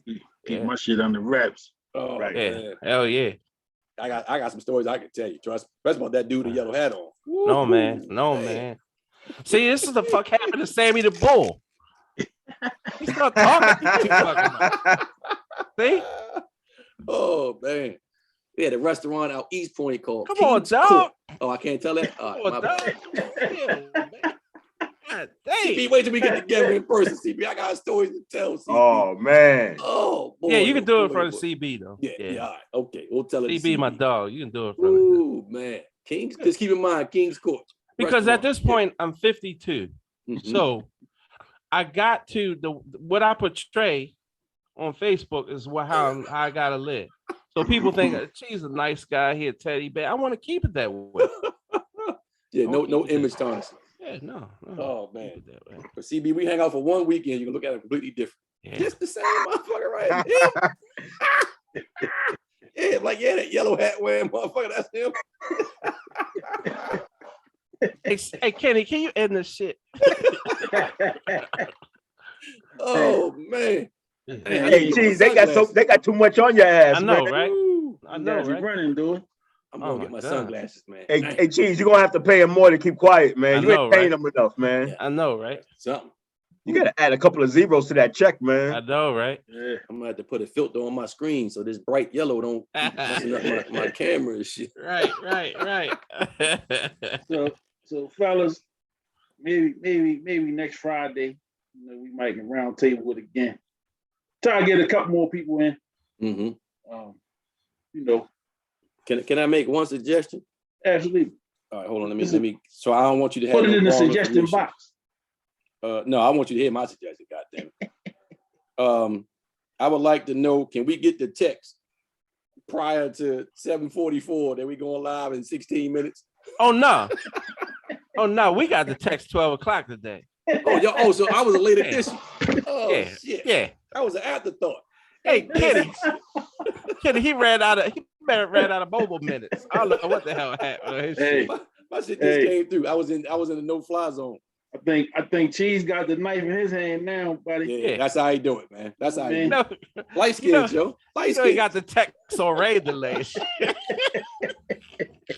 That's that light skin shit. As soon as you say no more, I'm good, no good, then they start stabbing you. You gotta adjust the tracking on this motherfucker phone again. Yeah. Oh man, I don't even want to talk to y'all. So listen, I'm going if to play some Madden, man. if it's something y'all want to throw around, hit me in the inbox. And I'll Sports put it on the related? agenda Sports for the next related? go round. Okay. So definitely enjoyed the conversation tonight. All right, man. Beautiful, Yes, sir. man. So I will be in touch. Love All right, y'all, brother. brothers. Assalamu alaikum. Y'all have a Peace. good weekend, man. Peace out. All right, man. Have a good weekend, everyone. Yes, You sir. too. All right, All right, so man. Yellow hat Peace. wearing ass.